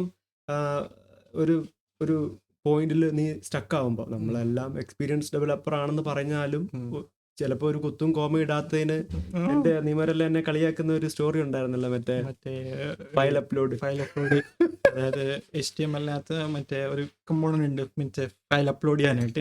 ഇവൻ സ്ക്രാച്ച് ബിൽഡ് ചെയ്തിട്ടുണ്ട് ആ സാധനം. വേറെ ലെവൽ. പിന്നീട് വർക്കെല്ലാം കഴിഞ്ഞപ്പോഴാണ് എനിക്ക് മനസ്സിലായത് ബൈ ഡിഫോൾട്ട് ഫയൽ അപ്ലോഡ് അവിടെ ഉണ്ടായിരുന്നു എന്നുള്ളത്. ഡ്രാഗ് ആൻഡ് ഡ്രോപ്പ് അത് ജാവാസ്ക്രിപ്റ്റ് വെച്ചിട്ട് കസ്റ്റമൈസ് ചെയ്ത്. പക്ഷെ പിന്നെ കുറെ പഠിച്ചു എന്നാ പറഞ്ഞു. അതിനകത്ത് കാരണം ഞാൻ ചിന്തിക്കുന്നില്ല, കാരണം നമ്മള് അത്രയും എക്സ്പീരിയൻസ്ഡ് ആയിട്ടുള്ള ഡെവലപ്പർ ആണെങ്കിലും ഞാൻ അതിനെപ്പറ്റി എന്തോ ആ ഒരു പോയിന്റിൽ ഞാൻ അതിനെപ്പറ്റി ചിന്തിച്ചതേ ഇല്ല. അപ്പൊ ഞാൻ ആ ഒരു ത്വരയില് ഞാൻ സ്വന്തമായിട്ട് അങ്ങ് ഉണ്ടാക്കി. പിന്നീടാണ് തീരാറായപ്പോഴാണ് വന്ന് നമ്മൾ അറിയുന്നത് ഇത് ബൈ ഡിഫോൾട്ട് ആയിട്ട് ഉണ്ടായിരുന്നു. ഓക്കെ, അപ്പൊ ഞാൻ ചോദിക്കുന്നത് വെച്ചാൽ നീ അപ്പം ChatGPT ഡിപ്പെൻഡ് ചെയ്യാറുണ്ട്? ChatGPT ഡിപ്പെൻഡ് ചെയ്യാറുണ്ട്. ഓക്കെ. എന്നും പറഞ്ഞിട്ട് പഠിക്കാൻ തുടങ്ങുന്നവരും ഒരു മീഡിയം ലെവൽ എത്താത്തവരും അതിനെ ഡിപ്പെൻഡ് ചെയ്യുന്ന ഒഴിവാക്കണം എന്നാണ് പറയുന്നത്. നമ്മൾ ആ ഒരു പൊസിഷനിൽ എത്തിയിട്ട് കൂടുതൽ കാര്യം എന്ന് പറഞ്ഞാൽ അത് പറയുന്നത് ശരിയാണോ തെറ്റാണോ എന്ന് മനസ്സിലാകുന്നവരെ, ആ ഒരു പോയിന്റ് എത്തുന്നവർ അത് യൂസ് ചെയ്യാതിരിക്കുന്നതാണ് നല്ലത്. ഓക്കെ, അപ്പോൾ ഇൻ്റർവ്യൂ ഓക്കെ. പിന്നെ ഞാൻ പൊതുവേ ചെയ്യാത്തൊരു കാര്യമാണ്, പക്ഷെ ഞാൻ അത് ഒരിക്കൽ എൻ്റെ കരിയറിൽ ചെയ്തു. അതിൻ്റെ പേരിൽ എനിക്ക് ജോലി രാജിവെക്കേണ്ടി വന്നായിരുന്നു പണ്ട്. മീറ്റപ്സ്. ഇപ്പോൾ ദുബായിൽ, നാട്ടിൽ എനിക്കറിയത്തില്ല, ഇവിടെ ദുബായിൽ ഒരുപാട് മീറ്റപ്സ് സംഭവിക്കാറുണ്ട്. അപ്പോൾ നീ കുറേ മീറ്റപ്സിന് നിന്നെയൊക്കെ വീക്കെൻഡൊക്കെ വിളിക്കുമ്പോൾ നീ ഇന്ന മീറ്റപ്പിന് പോവാന്നൊക്കെ പറയാറുണ്ട്. ശരിക്കും എന്താണ് ഈ മീറ്റപ്പ് കൊണ്ട് ഉദ്ദേശിക്കുന്നത്? എന്താണ് നീ അവിടുന്ന് കണക്ഷൻ ഒരു മീറ്റപ്പിൽ പോകുമ്പോൾ കുറേ കമ്പനിയിലെ കുറേ ആൾക്കാർ വരുന്നു, അപ്പോൾ അവരോടുള്ള കണക്ഷൻ ഉണ്ടാക്കുവാണോ, അതോ മീറ്റപ്പിൽ നീ പോയിട്ട് സംസാരിക്കാറുണ്ടോ, അതോ എന്താണ് നിനക്ക് മീറ്റപ്പ് കൊണ്ട് ഒരു ഗുണം കിട്ടുന്നത്? മീറ്റപ്പിൽ ഞാനിതിനെ സംസാരിച്ചിട്ടില്ല, ഞാൻ സംസാരിക്കാൻ പ്ലാൻ ചെയ്യുന്നുണ്ടായിരുന്നു. ഇവിടെ ദുബായിയുടെ പൈത്തൺ ബേസ്ഡ് പൈഡാറ്റ എന്ന് പറഞ്ഞിട്ട്, അതായത് ഡേറ്റാ സയൻസിൽ പൈത്തൺ എങ്ങനെ യൂസ് ചെയ്യണമെന്ന് സംസാരിക്കുന്ന അതിൽ ആ റിലേറ്റഡ് ലൈബ്രറീസും അതിന് വേണ്ടി ഉണ്ടാക്കിയൊരു സാധനമാണ്, ഗ്ലോബലി ഉള്ള സാധനമാണ് പൈഡാറ്റ. അതിൻ്റെ ദുബായ് ചാപ്റ്റർ ഉണ്ട്. അപ്പോൾ അതിനകത്ത് ഞാൻ അറ്റൻഡ് ചെയ്യാറുണ്ടായിരുന്നു. പക്ഷേ ഈയിടെയായിട്ട് ഇപ്പം അത് ചീഫായിട്ട് നടത്തിക്കൊണ്ടിരിക്കുന്ന പുള്ളി ഇപ്പോൾ ജർമ്മനിയിലാണെന്ന് തോന്നുന്നു. അപ്പം അതുകൊണ്ട് ഇപ്പം റീസെൻ്റ്ലി ഒന്നും നടന്നിട്ടില്ല. അപ്പം എനിക്ക് ഈ അടുത്ത സമയത്ത് തന്നെ ഇപ്പം ഞാൻ ചെയ്ത സാധനം ഉണ്ടല്ലോ, ഈ പറഞ്ഞ സാധനം, അത് ഒന്ന് പ്രസന്റ് ചെയ്യണമെന്നുണ്ടായിരുന്നു. ഞാൻ അങ്ങനെ ചെയ്യണമെന്നുണ്ടായിരുന്നു. പിന്നെ അപ്പോൾ എന്താണ് നിനക്ക് കിട്ടുന്ന ബെനിഫിറ്റ് എന്ന് പറഞ്ഞു കഴിഞ്ഞാൽ അവിടെ ഓരോ സെഷൻസ് നടക്കാറുണ്ട്. അപ്പോൾ ചിലപ്പോൾ നമ്മൾ അറിഞ്ഞൂടാത്ത കാര്യങ്ങളായിരിക്കാം നമുക്ക് മനസ്സിലാക്കാൻ, പുതിയ പുതിയ കാര്യങ്ങൾ നമുക്ക് അറിയാൻ പറ്റും. ഇപ്പോൾ ഈ പറഞ്ഞ പോലെ ലൈബ്രറിയെ കുറിച്ച് മനസ്സിലാക്കാൻ പറ്റും. അപ്പോൾ ഇതുപോലൊരു മീറ്റപ്പിനാണ് ഞാനിപ്പോൾ ഈ പറഞ്ഞ സാധനത്തിനകത്ത് ഞാൻ യൂസ് ചെയ്തൊരു ലൈബ്രറിയെ കുറിച്ച് ഞാൻ കേൾക്കുന്നത്, മനസ്സിലാക്കുന്നത്. ഓക്കെ, അപ്പോൾ ഈ സാധനത്തിനെ കൊണ്ട് ഇങ്ങനെ ചെയ്യാൻ പറ്റും എനിക്ക് മനസ്സിലായതുകൊണ്ടാണ് ഞാൻ ആദ്യമേ ആ സാധനം നോക്കി, പിന്നെ അതിന് വെച്ചിട്ടാണ് സാധനം മീറ്റപ്പ് കഴിഞ്ഞ് നീ തിരിച്ചു വരുമ്പോൾ നിനക്ക് കുറച്ച് തോട്ട്സ് കിട്ടുന്നു. ആ തോട്ട്സ് നമ്മൾ വീട്ടിൽ വന്നിട്ട് അതിനെ ഡെവലപ്പ് ചെയ്യുന്നു. പിന്നെ നെറ്റ്വർക്കിംഗ് വളരെ ഇമ്പോർട്ടൻ്റ് ഒരു സാധനമാണ് നെറ്റ്വർക്കിംഗ് എന്ന് പറഞ്ഞു കഴിഞ്ഞാൽ. കാര്യം ഇപ്പം ദുബായിൽ നിന്നല്ല എവിടെയായാലും നെറ്റ്വർക്ക് കണക്ഷൻസ് ഉണ്ടാവുക. ഇപ്പം തന്നെ അവിടെ ചിലപ്പം നമ്മൾ കാണാൻ പോകുന്ന ആൾക്കാർ നമ്മളെ പോലത്തെ ആൾക്കാരായിരിക്കും. ചിലപ്പം മാനേജേഴ്സ് ഉണ്ടാവാം, അല്ലെങ്കിൽ മീൻസ് ഒരു ബിസിനസ് ഐഡിയയും കൊണ്ട് നടക്കുന്ന ആൾക്കാരുണ്ടാവും. ചിലപ്പോൾ നമ്മളിങ്ങനെ സംസാരിക്കുന്ന ഇതിനിടയ്ക്ക് തന്നെ, ഈ മിക്കവാറും മീറ്റപ്സിന് ഇങ്ങനെ സെഷൻ്റെ ഇടയ്ക്ക് തന്നെ ഒരു ബ്രേക്ക് ഉണ്ടാവും. ഇത് നെറ്റ്വർക്കിംഗ് അല്ലെങ്കിൽ അത് കഴിഞ്ഞിട്ടൊരു സെഷൻ ഉണ്ടാവും നെറ്റ്വർക്കിംഗ് എന്ന് പറഞ്ഞിട്ട്. അപ്പം അത് ഇതിന് വേണ്ടിയിട്ടാണ്. അപ്പോൾ അവിടെ നിന്നായിരിക്കും ചിലപ്പോൾ നിങ്ങൾക്ക് ഒരു ഐഡിയ കിട്ടുന്നത്, അല്ലെങ്കിൽ ഒരു ബ്രേക്ക് കിട്ടുന്നത്, ഒരാളെ പരിചയപ്പെടുന്നത്. കാരണം ഇപ്പം എൻ്റെ ഒരു ഫ്രണ്ട് നാട്ടിൽ നിന്ന് വന്നു. അപ്പം ഞാനിങ്ങനെ മീറ്റപ്പിൽ വിസിറ്റിൽ വന്നിട്ട് മീറ്റപ്പിൽ പോകണമെന്നൊന്നും എനിക്ക് അറിയത്തുമില്ല, നമ്മളടുത്ത് ആരും പറഞ്ഞിട്ടില്ല. പക്ഷേ ഈ പയ്യൻ ഇതിനെങ്ങനെയോ മനസ്സിലാക്കിയിട്ട് ഇപ്പം ദുബായ് വന്ന് വിസിറ്റിൽ വന്നിട്ട് അവൻ എന്ത് ചെയ്തു, എന്നെ ഇങ്ങനെ വിളിച്ചു, ചേട്ടാ ഒരു മീറ്റപ്പ് ഉണ്ട്, ഞാൻ അതിന് പോവാന്ന് പറഞ്ഞു. അവൻ അവിടെ പോയി. അവനവിടെ ചെന്നപ്പം ഒരു 100 അവൻ ഡിസൈനറായിട്ടുള്ള ഒരു ജോലി അന്വേഷിച്ചാണ് വന്നത്. അപ്പോൾ അവിടെ ചെന്നപ്പോൾ കുറേ ഡിസൈനർ, 100 ഡിസൈനേഴ്സ് ഉണ്ടായിരുന്നു. അതിനകത്ത് ഒരു ഡിസൈനറിനെ ഇവൻ അറിയായിരുന്നു. പക്ഷെ അവിടെ ചെന്നതിന്റെ പേരിലാണ് അവൻ ആ പുള്ളിയെ കാണുന്നത് ആദ്യമായിട്ട്. അപ്പം അവനവിടെ ചെന്നു, ആ പുള്ളിയെ കണ്ടു, സംസാരിച്ചു. അപ്പോൾ വിസിറ്റിലാണ് വന്നതെന്ന് പറഞ്ഞു. എന്നാ വാന്ന് പറഞ്ഞിട്ട് പുള്ളിയെ ഡെസ്കിൽ കൊണ്ടുപോയി നിർത്തിയിട്ട്, ഇവൻ വിസിറ്റിൽ വന്നതാണ്, ഇനിയിപ്പോൾ ഇവന്റെ വിസിറ്റ് തീരാൻ ഇത്രയും ദിവസമേ ഉള്ളൂ. അപ്പം നിങ്ങൾക്ക് ആർക്കെങ്കിലും എവിടെയെങ്കിലും ഓപ്പണിങ്സ് ഉണ്ടെങ്കിൽ തീർച്ചയായിട്ടും ഇവനെ കോണ്ടാക്ട് ചെയ്യണമെന്ന് പറഞ്ഞു. അങ്ങനെ അവന് ജോലി കിട്ടി. അവന് അവിടുന്ന് വൈകുന്നേരം ഞാൻ അവിടെ ഡ്രോപ്പ് ചെയ്തപ്പോൾ ആളൊരു വിസിറ്റ് തീരാറായി. അവന്റെ ഫാമിലി സ്റ്റോറിയൊക്കെ എൻ്റെ അടുത്ത് പറഞ്ഞ് ഭയങ്കര മോശമായിരുന്നു. അപ്പൊ അവന് ജോലി കിട്ടിയേ പറ്റുള്ളൂ. അപ്പൊ അവൻ അത് കഴിഞ്ഞിട്ട് വന്നപ്പം അവൻ ഭയങ്കര ഹാപ്പി ആയിരുന്നു. കാരണം ഇവന്റെ കോണ്ടാക്ട് അത്രയും ആൾക്കാരിലേക്ക് എത്തി ആ ഒരു മീറ്റപ്പിൽ പോയതിന്റെ പേരിൽ. എന്നിട്ട് അവന് പിറ്റേന്ന് മുതൽ ഇവിടെ ഒരു ഓപ്പണിംഗ് ഉണ്ട്, അവിടെ ഒരു ഓപ്പണിംഗ് ഉണ്ട് എന്ന് പറഞ്ഞിട്ട് ഇവര് റെഫർ ചെയ്യാൻ തുടങ്ങി. ഇവിടെ കൂടുതലും ഓപ്പണിങ്സ് നമുക്ക് ഫില്ല് ചെയ്യുന്നത് റെഫറൻസ്. അതായത് ഒരു HR, അതായത് ഒരു കമ്പനിയിൽ ഒരു ഓപ്പണിംഗ് ഉണ്ടെന്ന് അറിഞ്ഞിട്ട് ഒരു HR അതറിഞ്ഞിട്ട് ആ കമ്പനിയിൽ HRന് അത് സാധനം കിട്ടിയിട്ട് പിന്നെ HR അത് ലിങ്ക്ഡിനിൽ അതുപോലത്തെ പ്ലാറ്റ്ഫോമിൽ പോസ്റ്റ് ചെയ്യുന്ന സമയം കൊണ്ട് ചിലപ്പോൾ ആ ടീമിനകത്തുള്ളവർക്ക് ഒരാളാവശ്യമുണ്ട്, അല്ലെങ്കിൽ ഹയർ ചെയ്യാൻ പോകുന്നുണ്ട്. അപ്പോൾ അവരുടെ അകത്തുനിന്ന് റെഫർ ചെയ്താലും മതി സാധനം. ഇവിടെ കുറെ കംപ്ലൈന്റ് ആയിട്ട് പറയുന്ന ഒരു കാര്യമാണ്. കാരണം എൻ്റെ ചാനലിൽ താഴെ വന്നിട്ട് പറയുന്നുണ്ട്, ദുബായിൽ കൂടുതലും റെഫറൽ വഴിയാണ്. ഒരു പ്രശ്നമാണ് ശരിക്കും പറഞ്ഞാൽ. ഈ റെഫർ ചെയ്യാൻ ആരും ഇല്ലാത്തവർക്ക്. പക്ഷെ എല്ലാ ജോബും അങ്ങനെ അല്ല കേട്ടോ പോകുന്നത്. അങ്ങനെയാണെങ്കിൽ എനിക്കൊന്നും ഇവിടെ ഒരിക്കലും ഞാൻ മാറിയ ജോലിയെല്ലാം എന്നെ ഒരു ജോലി മാത്രമാണ് റെഫറൽ കിട്ടിയില്ല. റെഫറൽ കിട്ടിയെന്ന് പറഞ്ഞാലും ഇന്റർവ്യൂ എല്ലാം പാസ്സാവണം. പക്ഷെ ബാക്കി ജോലിയെല്ലാം നിനക്ക് മറ്റേ നോക്കിയാലത്തെ ജോലി ഒരു റെഫറൽ വന്നത്. പക്ഷെ ബാക്കി എല്ലാം തന്നെ. ഓക്കെ ഓക്കെ എന്തെങ്കിലും ക്വസ്റ്റ്യൻസ്? ഓക്കെ, ഇത്രയും ക്വസ്റ്റ്യൻസ് ആണ് ഞാൻ ആഡ് ചെയ്ത് വെച്ചിട്ടുണ്ടായിരുന്നത്. അപ്പം നിനക്ക് പൊതുവെ ഈ ഒരു വെബ് ഡെവലപ്മെന്റ് ഫീൽഡിലേക്ക് വരാനായിട്ട് എങ്ങനെ ഉണ്ടായിരുന്നു? ചോദ്യം എങ്ങനെ ഉണ്ടായിരുന്നു? ചോദ്യങ്ങൾ കുഴപ്പമൊന്നുമില്ലായിരുന്നു. പക്ഷെ ഞാനിവിടെ വന്നപ്പോൾ നീ എൻ്റെ അടുത്ത് പറഞ്ഞായിരുന്നല്ലോ എന്തൊരു ഊള ചോദ്യങ്ങളാണ്. വളരെ ഊള ചോദ്യങ്ങളായിരുന്നു. ഇതിനേക്കാൾ വലിയ ചോദ്യങ്ങൾ ചോദിച്ചാൽ നീ ഉത്തരം പറയത്തില്ല. അതാ ഞാൻ പിന്നെ എന്നാലും വലിയ ചോദ്യം, ഒരു ചോദ്യം ചോദിക്കും. അത് നീ പറ. ഞാൻ ഇത്രയും കഷ്ടപ്പെട്ട് ഇത്രയും ചോദ്യം ഞാൻ കണ്ടുപിടിച്ചു. ഞാൻ തന്നെ എന്നോട് വെച്ച് ഞാൻ തന്നെ ഉത്തരം പറയണം. അല്ല, നീ ഒരു സ്റ്റാൻഡേർഡ് ചോദ്യം പറഞ്ഞു. നിന്നോട് ചോദിക്കാൻ പറ്റിയ ഒരു സ്റ്റാൻഡേർഡ് ചോദ്യം എന്തുവാ? ഇപ്പൊ പ്രത്യേകിച്ചൊന്നുമില്ല. ഇപ്പൊ പുതുതായിട്ട് ഈ ഫീൽഡിലേക്ക് വരാൻ പറ്റുന്നവർക്ക് അല്ലെ വരാൻ ആലോചിക്കുന്നവർക്ക് ഞാൻ ഓൾറെഡി കുറെ ഈ കാര്യങ്ങൾ പറഞ്ഞു. അതാ എന്റെ ലാസ്റ്റ് ഫൈനൽ ചോദ്യം. അതാണ് അയാൾ പറയുന്നത് ബെസ്റ്റ്. അത് വലിയ ചോദ്യമല്ലേ? അതാ എന്റെ ഫൈനൽ ചോദ്യം. അത് ഞാൻ പറഞ്ഞു ചോദിക്കുന്നില്ല. അതിപ്പോ ഞാൻ എന്താണ് ഈ ഡെവലപ്മെന്റ് ഫീൽഡിലേക്ക് വരാൻ ആഗ്രഹിക്കുന്നവർക്ക് കൊടുക്കാൻ പറ്റിയ ഒരു ഉപദേശം? മറ്റുള്ളവരുടെ വാക്ക് കേട്ട് അല്ലെങ്കിൽ ഈ ഓൺലൈനിൽ തള്ളുന്നത് കേട്ട് വലിയ സാലറി കിട്ടുമെന്ന് കേട്ടിട്ട് അല്ലെങ്കിൽ ഇന്ന സാധനം ഭയങ്കര സംഭവമാണ്, മറ്റേ ഇന്ന സ്ഥലത്ത് വന്ന് ഇന്ന സാധനം കംപ്ലീറ്റ് ഈ ഫീൽഡിൽ നിന്നാൽ മാത്രമേ എനിക്ക് ഒരുപാട് ശമ്പളം കിട്ടൂ, അങ്ങനെ സാറ്റിസ്ഫാക്ഷൻ കിട്ടൂ.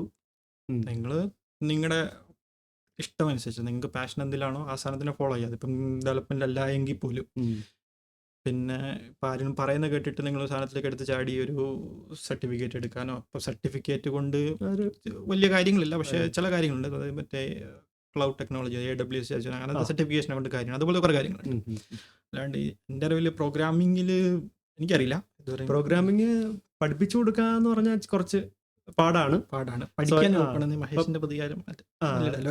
എനിക്കറിയില്ല, ഞാൻ ഡയലോഗ് ഒന്നും ഓർത്ത് വെക്കാം. എനിക്ക് വേറെ കുറെ കാര്യങ്ങൾ ഓർത്ത് വെക്കാണ്ട്. My life, my career, my subscribers. അപ്പം അല്ലടാ, പഠിപ്പിച്ച് കൊടുക്കാൻ പൂർണ്ണമായിട്ട് പറ്റത്തില്ലെന്നല്ല. പക്ഷെ നമുക്ക് എത്ര എഫേർട്ട് ഇട്ട് പഠിപ്പിച്ചാലും, എൻ്റെ ഒരു ടീച്ചിങ് എക്സ്പീരിയൻസ് വെച്ചിട്ട് പറയുകയാണ്, എത്ര എഫേർട്ട് ഇട്ട് പഠിപ്പിച്ചാലും ഇപ്പം 30 പേരുള്ള ക്ലാസ്സിൽ 10 പേർക്ക് പെട്ടെന്ന് ക്യാച്ച് ചെയ്യാൻ പറ്റും. പക്ഷെ പിന്നെ ഒരു 50% ആൾക്കാർക്ക് പകുതി കാര്യം മനസ്സിലാവും, പിന്നെ ബാക്കിയുള്ളവർക്ക് ഒട്ടും മനസ്സിലാവത്തില്ല. പക്ഷെ എൻ്റെ ഒരു വിശ്വാസപ്രകാരം ഈ 30 പേർക്കും ഡെവലപ്പറായി വരാൻ പറ്റും തീർച്ചയായിട്ടും. പക്ഷെ അപ്പം അവരിടുന്ന എഫേർട്ട് മീൻസ് എങ്ങനെ അതിനെ കാണുന്നു എന്നുള്ളതാണ്. അതായത് ചില ആൾക്കാർക്ക് ചില കാര്യങ്ങൾ മനസ്സിലാവുന്ന ചില റൂട്ടിലായിരിക്കും, വേറെ ആൾക്കാർക്ക് വേറെ ചില റൂട്ടിലായിരിക്കും മനസ്സിലാവുക. അപ്പൊ അതിനെന്തായാലും എഫേർട്ട് വേണം. ഇപ്പൊ നീ പറയുന്ന റൂട്ടിൽ തന്നെ മനസ്സിലാക്കുന്ന ആൾക്കാരാണ് ആ 10 പേര്. ബാക്കിയുള്ളവർക്ക്, ബാക്കി പറഞ്ഞ 20-30 പേര് എന്ന് പറയുന്നത് അവരവരുടെ എഫേർട്ട് ഇട്ട് ആ രീതിയിൽ കാര്യങ്ങൾ മനസ്സിലാക്കുന്നവർക്ക് അതുകൊണ്ട് കാര്യം ഉണ്ടാവുള്ളൂ. പക്ഷെ ഞാൻ വേറെ ചാൻസ് ചോദിച്ചിട്ട്, നമ്മൾ ഈ പ്രോഗ്രാമിംഗ് എല്ലാവരും ഒരേ റൂട്ട് ചിന്തിക്കേണ്ട ആൾക്കാരാണോ? അല്ല, ആവശ്യമില്ല. അല്ല. കാര്യം ചിലപ്പോൾ ഞാൻ ഇപ്പൊ ചോദിക്കുന്ന ഒരു സമ്മ്, 2 നമ്പറിന്റെ സമ്മ് കണ്ടുപിടിക്കണം എന്ന് എന്നോട് ഒരു ചോദ്യം ചോദിച്ചു. അപ്പൊ നമ്മൾ രണ്ടുപേർക്കും 2 എക്സ്പീരിയൻസ് ആണെങ്കിലും at the end of the day ഇതിന്റെ സൊല്യൂഷൻ എന്ന് പറഞ്ഞാല് ആൻസർ ഇത് തന്നെയായിരിക്കുമല്ലോ. അപ്പൊ ഞാൻ ചോദിക്കുന്നത് അതാണ് ചോദ്യം. നമ്മൾ എല്ലാ ഡെവലപ്പേഴ്സും ഒരു സൊല്യൂഷനിലേക്ക് ഒരേ രീതി ചിന്തിക്കേണ്ട കാര്യമുണ്ടോ? ഇല്ല. കാര്യം വെറൈറ്റി ആയിട്ട് ചിന്തിച്ച് കഴിഞ്ഞാൽ മാത്രമേ എന്തൊക്കെ വേരിയേഷൻസ് ഉണ്ടെന്നും ഓരോ വേരിയേഷൻസിൽ എന്താണ് ബെനിഫിറ്റ് എന്ന് നമുക്ക് മനസ്സിലാവുള്ളൂ. പക്ഷെ ടീമിൽ വർക്ക് ചെയ്യുമ്പോഴത്തേക്ക് ഈ പരിപാടി നടക്കില്ല കേട്ടോ. ടീം ഒരു കാര്യം ചെയ്യാനായിട്ട് പോകുമ്പോഴത്തേക്കും എല്ലാ ഡെവലപ്പേഴ്സ്, എല്ലാ ടീമും ഒന്നടങ്കം ഒരു കാര്യത്തിൽ എഗ്രി ചെയ്തിട്ടുണ്ടാവണം. അല്ലാണ്ട് ഒരാൾ ഒരു വഴിക്ക് ചെയ്യുന്നു, വേറൊരാൾ വേറെ വഴിക്ക് ചെയ്യുന്നു എന്നുള്ളത് നടക്കുന്ന കാര്യമല്ല. പിന്നെ ഇത് എന്ന് പറയുന്നത് ഡെവലപ്പറിന്റെ ആ ഒരു ക്രിയേറ്റിവിറ്റി തന്നെ പറയാം സാധനം. അതായത് ഒരു സൊല്യൂഷനിലേക്ക് എങ്ങനെയൊക്കെ എത്താൻ പറ്റും, അല്ലെങ്കിൽ വഴികൾ സിമ്പിൾ വേയില് വളരെ എഫിഷ്യന്റ് ആയിട്ടുള്ള. കാരണം ഞാൻ എൻ്റെ അടുത്ത് പലരും എഫിഷ്യന്റ് ആവണമെന്നില്ല കാര്യം. അല്ല, അതിന് ഞാൻ പറയുന്ന വെച്ചാൽ ഒരു സൊല്യൂഷൻ ഒരു ഫിൽട്ടർ ചെയ്തിട്ട് ഒരു സാധനം കാണിക്കണം. അപ്പം ഇപ്പോൾ അതിന് നമുക്ക് ഫിൽട്ടർ എന്ന് പറഞ്ഞിട്ടൊരു ഓപ്ഷൻ വെച്ചിട്ട് നമുക്ക് എഴുതാം. അതല്ലാന്നുണ്ടെങ്കിൽ നമുക്ക് പണ്ടത്തെ ട്രഡീഷണൽ വേയിലൊക്കെ എഴുതി പോവാം. ഇപ്പൊ ജാവാസ്ക്രിപ്റ്റിനകത്ത് തന്നെ ആണെങ്കിൽ കുറെ കാര്യങ്ങൾ ഇൻട്രൊഡ്യൂസ് ചെയ്തിട്ടുണ്ട്. പക്ഷെ അതൊന്നും ചിലപ്പോൾ എല്ലാവർക്കും മനസ്സിലാവണമെന്നില്ല. ഇപ്പൊ ChatGPT അടുത്ത് ഒരു കോഡ് നമുക്ക് കിട്ടുമ്പോൾ അവർ ചിലപ്പം വെറുതെ ഒരു ഫംഗ്ഷനകത്ത് നമുക്ക് ആ എലമെന്റും കിട്ടുന്നു, കോമ ഇൻഡെക്സ് കിട്ടും.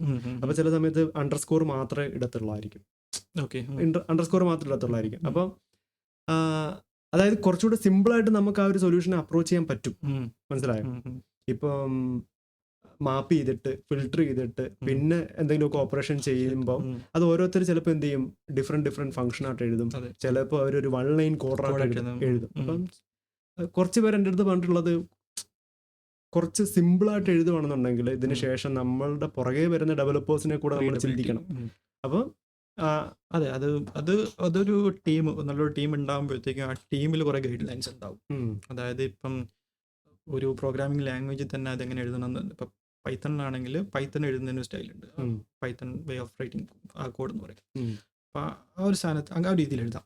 പിന്നെ ഇപ്പോൾ വലിയൊരു ടീം, ആ റീഡബിലിറ്റി, അതായത് എല്ലാവർക്കും വായിക്കാൻ മനസ്സിലാവുന്ന, ഇപ്പം പൈത്തൺ തന്നെ ഒരു വലിയൊരു ഫംഗ്ഷനകത്ത് ചെയ്യുന്ന സാധനം തന്നെ ഒറ്റ ലൈനിൽ എഴുതാൻ പറ്റും. കുറേ സാധനം അതി കോംപ്ലിക്കേറ്റഡ് ആവുന്നുണ്ട്, പക്ഷേ അത് വായിച്ചെടുക്കാൻ ഭയങ്കര പാടായിരിക്കും. അപ്പോൾ അതിനേക്കാളും ടീമിൽ വർക്ക് ചെയ്യുന്ന സമയത്ത് റീഡബിൾ ആയിട്ടുള്ള കോഡ് എഴുതുക എന്നുള്ളതാണ്. അതായത് ബാക്കിയുള്ള പുറകെ വരുന്നവനത് മനസ്സിലാവണം, വേറൊരാൾക്ക് പറഞ്ഞു കൊടുക്കാൻ അത് എളുപ്പമായിരിക്കണം. നീ എൻ്റെ ഫൈനൽ ക്വസ്റ്റ്യൻ, ഞാൻ ഈ ഒരു ചോദ്യം എനിക്ക് തോന്നുന്നു ഇനി ഫ്യൂച്ചറിലുള്ള പോഡ്കാസ്റ്റിൽ ഞാൻ ചോദിക്കും. കാരണം എന്ന് വെച്ചാൽ ഈ അടുത്ത് സ്റ്റാക്ക് ഓവർഫ്ലോ നടത്തിയ ഒരു സ്റ്റഡീസിൽ 70% അബോവ്, കറക്റ്റ് എനിക്ക് ഓർമ്മ കിട്ടുന്നില്ല, ഡെവലപ്പേഴ്സും ഹാപ്പി അല്ല.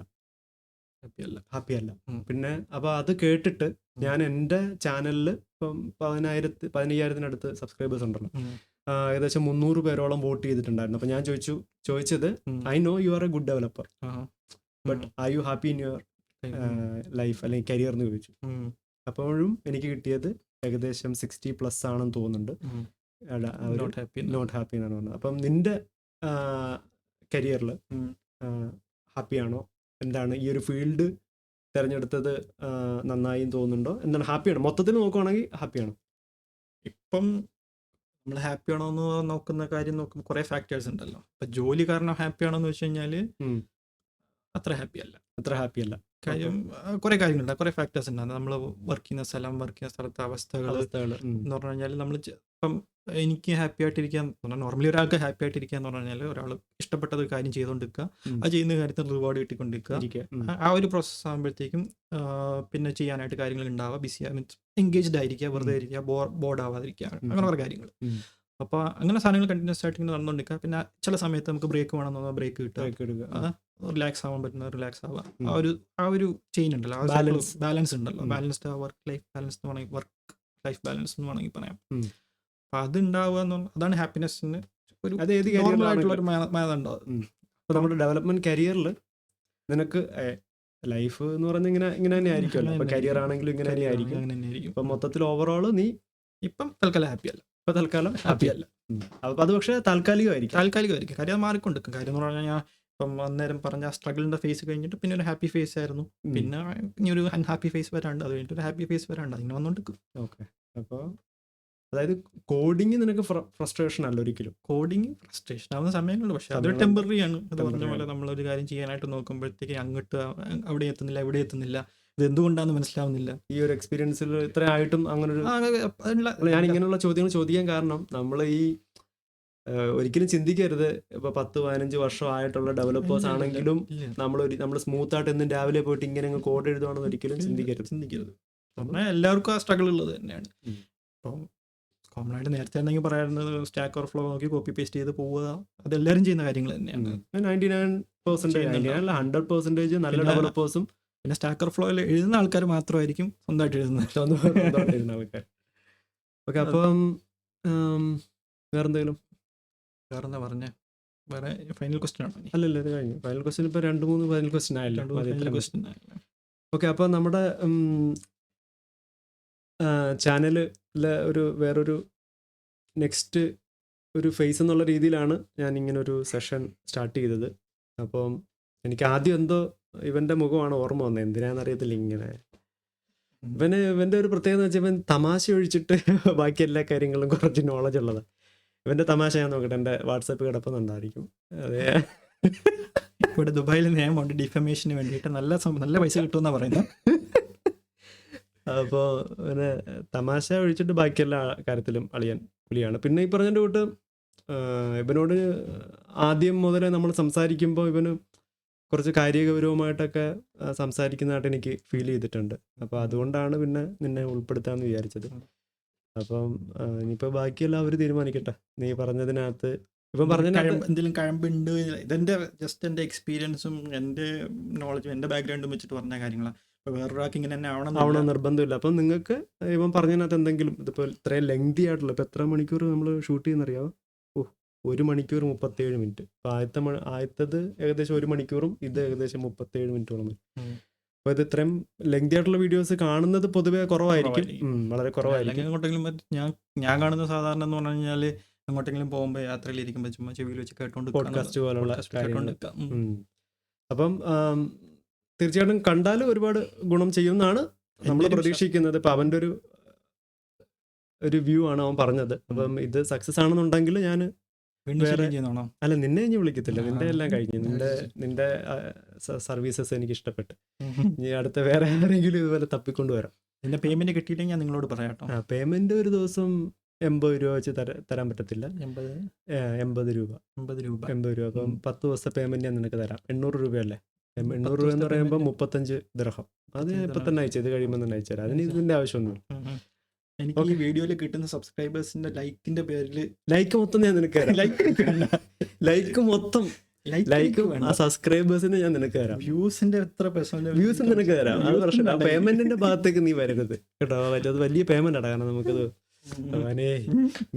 ഓക്കെ. അപ്പം ഇനിയിപ്പം ഞാനിനി ഞങ്ങളിങ്ങനെ ചെളി പറഞ്ഞുകൊണ്ടിരുന്ന ഒരുപാട് ലെങ്തി ആയിപ്പോൾ. സോ അപ്പം നിർത്താം. അപ്പം ഇതിപ്പോൾ ഇവൻ്റെ ഫ്ലാറ്റിൽ ആണ് ഞാനിപ്പോൾ ഇത് ചെയ്യുന്നത് കേട്ടോ. അപ്പം എന്തെങ്കിലും തെറ്റുകുറ്റങ്ങളൊക്കെ ഉണ്ടെങ്കിൽ ക്ഷമിക്കുക. അപ്പം എല്ലാവർക്കും എന്തെങ്കിലും ഇതിനെക്കുറിച്ച് കൂടുതൽ അറിയാന്നുണ്ടെങ്കിൽ അവനോട് തന്നെ ചോദിക്കുക. അവൻ എന്നോട് ചോദിക്കുമായിരിക്കാം, വേറെ വിവരമുള്ള വേറെ അടുത്തും ചോദിക്കുമായിരിക്കും. ഈ വീഡിയോ ഇടയ്ക്കിടയ്ക്ക് നോക്കണം കേട്ടോ. എനിക്കൊരു വ്യൂ കിട്ടും. ഒന്നാമത്തെ കാര്യം ഇടയ്ക്കിടയ്ക്ക് നോക്കുമ്പോൾ പിന്നെ കമന്റ് നോക്കണം. കമന്റ് നോക്കിയിട്ട് അല്ല എനിക്ക് പ്രീമിയം ഇല്ല, അതുകൊണ്ട് ഞാൻ കുഴപ്പമില്ല. പ്രീമിയം ഇല്ല, മറ്റേ ആഡ് സ്കിപ്പ് ചെയ്തിട്ട് നോക്കിക്കോളാം. ഇങ്ങനെ ഇരിക്കുന്നു. എന്നിട്ടാണ് അവൻ അപ്പം പിന്നെന്തിനാ ഇപ്പം ഞാൻ പൈസ ആയിരുന്നു നിനക്ക്? ഇത്രയും നേരം ഞാൻ കടന്ന് അലച്ചില്ലേ? എത്ര നേരം? എന്നെ പറഞ്ഞ 2 മണിക്കൂറോളം. എടാ ഇങ്ങനെ നമ്മുടെ സബ്സ്ക്രൈബറിന്റെ മുമ്പ് ഇങ്ങനെ ഞങ്ങൾ അപമാനിക്കാതെ എത്രയും കിടന്ന് അലയ്ക്കും. ഞാൻ കഴിഞ്ഞ 4 വർഷമായിട്ട് ഞാൻ അവർക്ക് വേണ്ടിയിട്ട് അലച്ചോണ്ടിരിക്കും. ഇതിന് എനിക്ക് നല്ല കിട്ടുന്നുണ്ടാവും, നല്ലത് കിട്ടുന്നുണ്ടാവും. ഓക്കെ. അപ്പം എല്ലാവർക്കും കണ്ടവർക്ക് എല്ലാവർക്കും നന്ദി, നമസ്കാരം. സഹിച്ചവർക്കും നന്ദി, നമസ്കാരം. അപ്പം നമുക്ക് മറ്റൊരു വീഡിയോ ആയിട്ട് വീണ്ടും കാണാതെ വരെ ബൈ ബൈ. അപ്പം നമ്മുടെ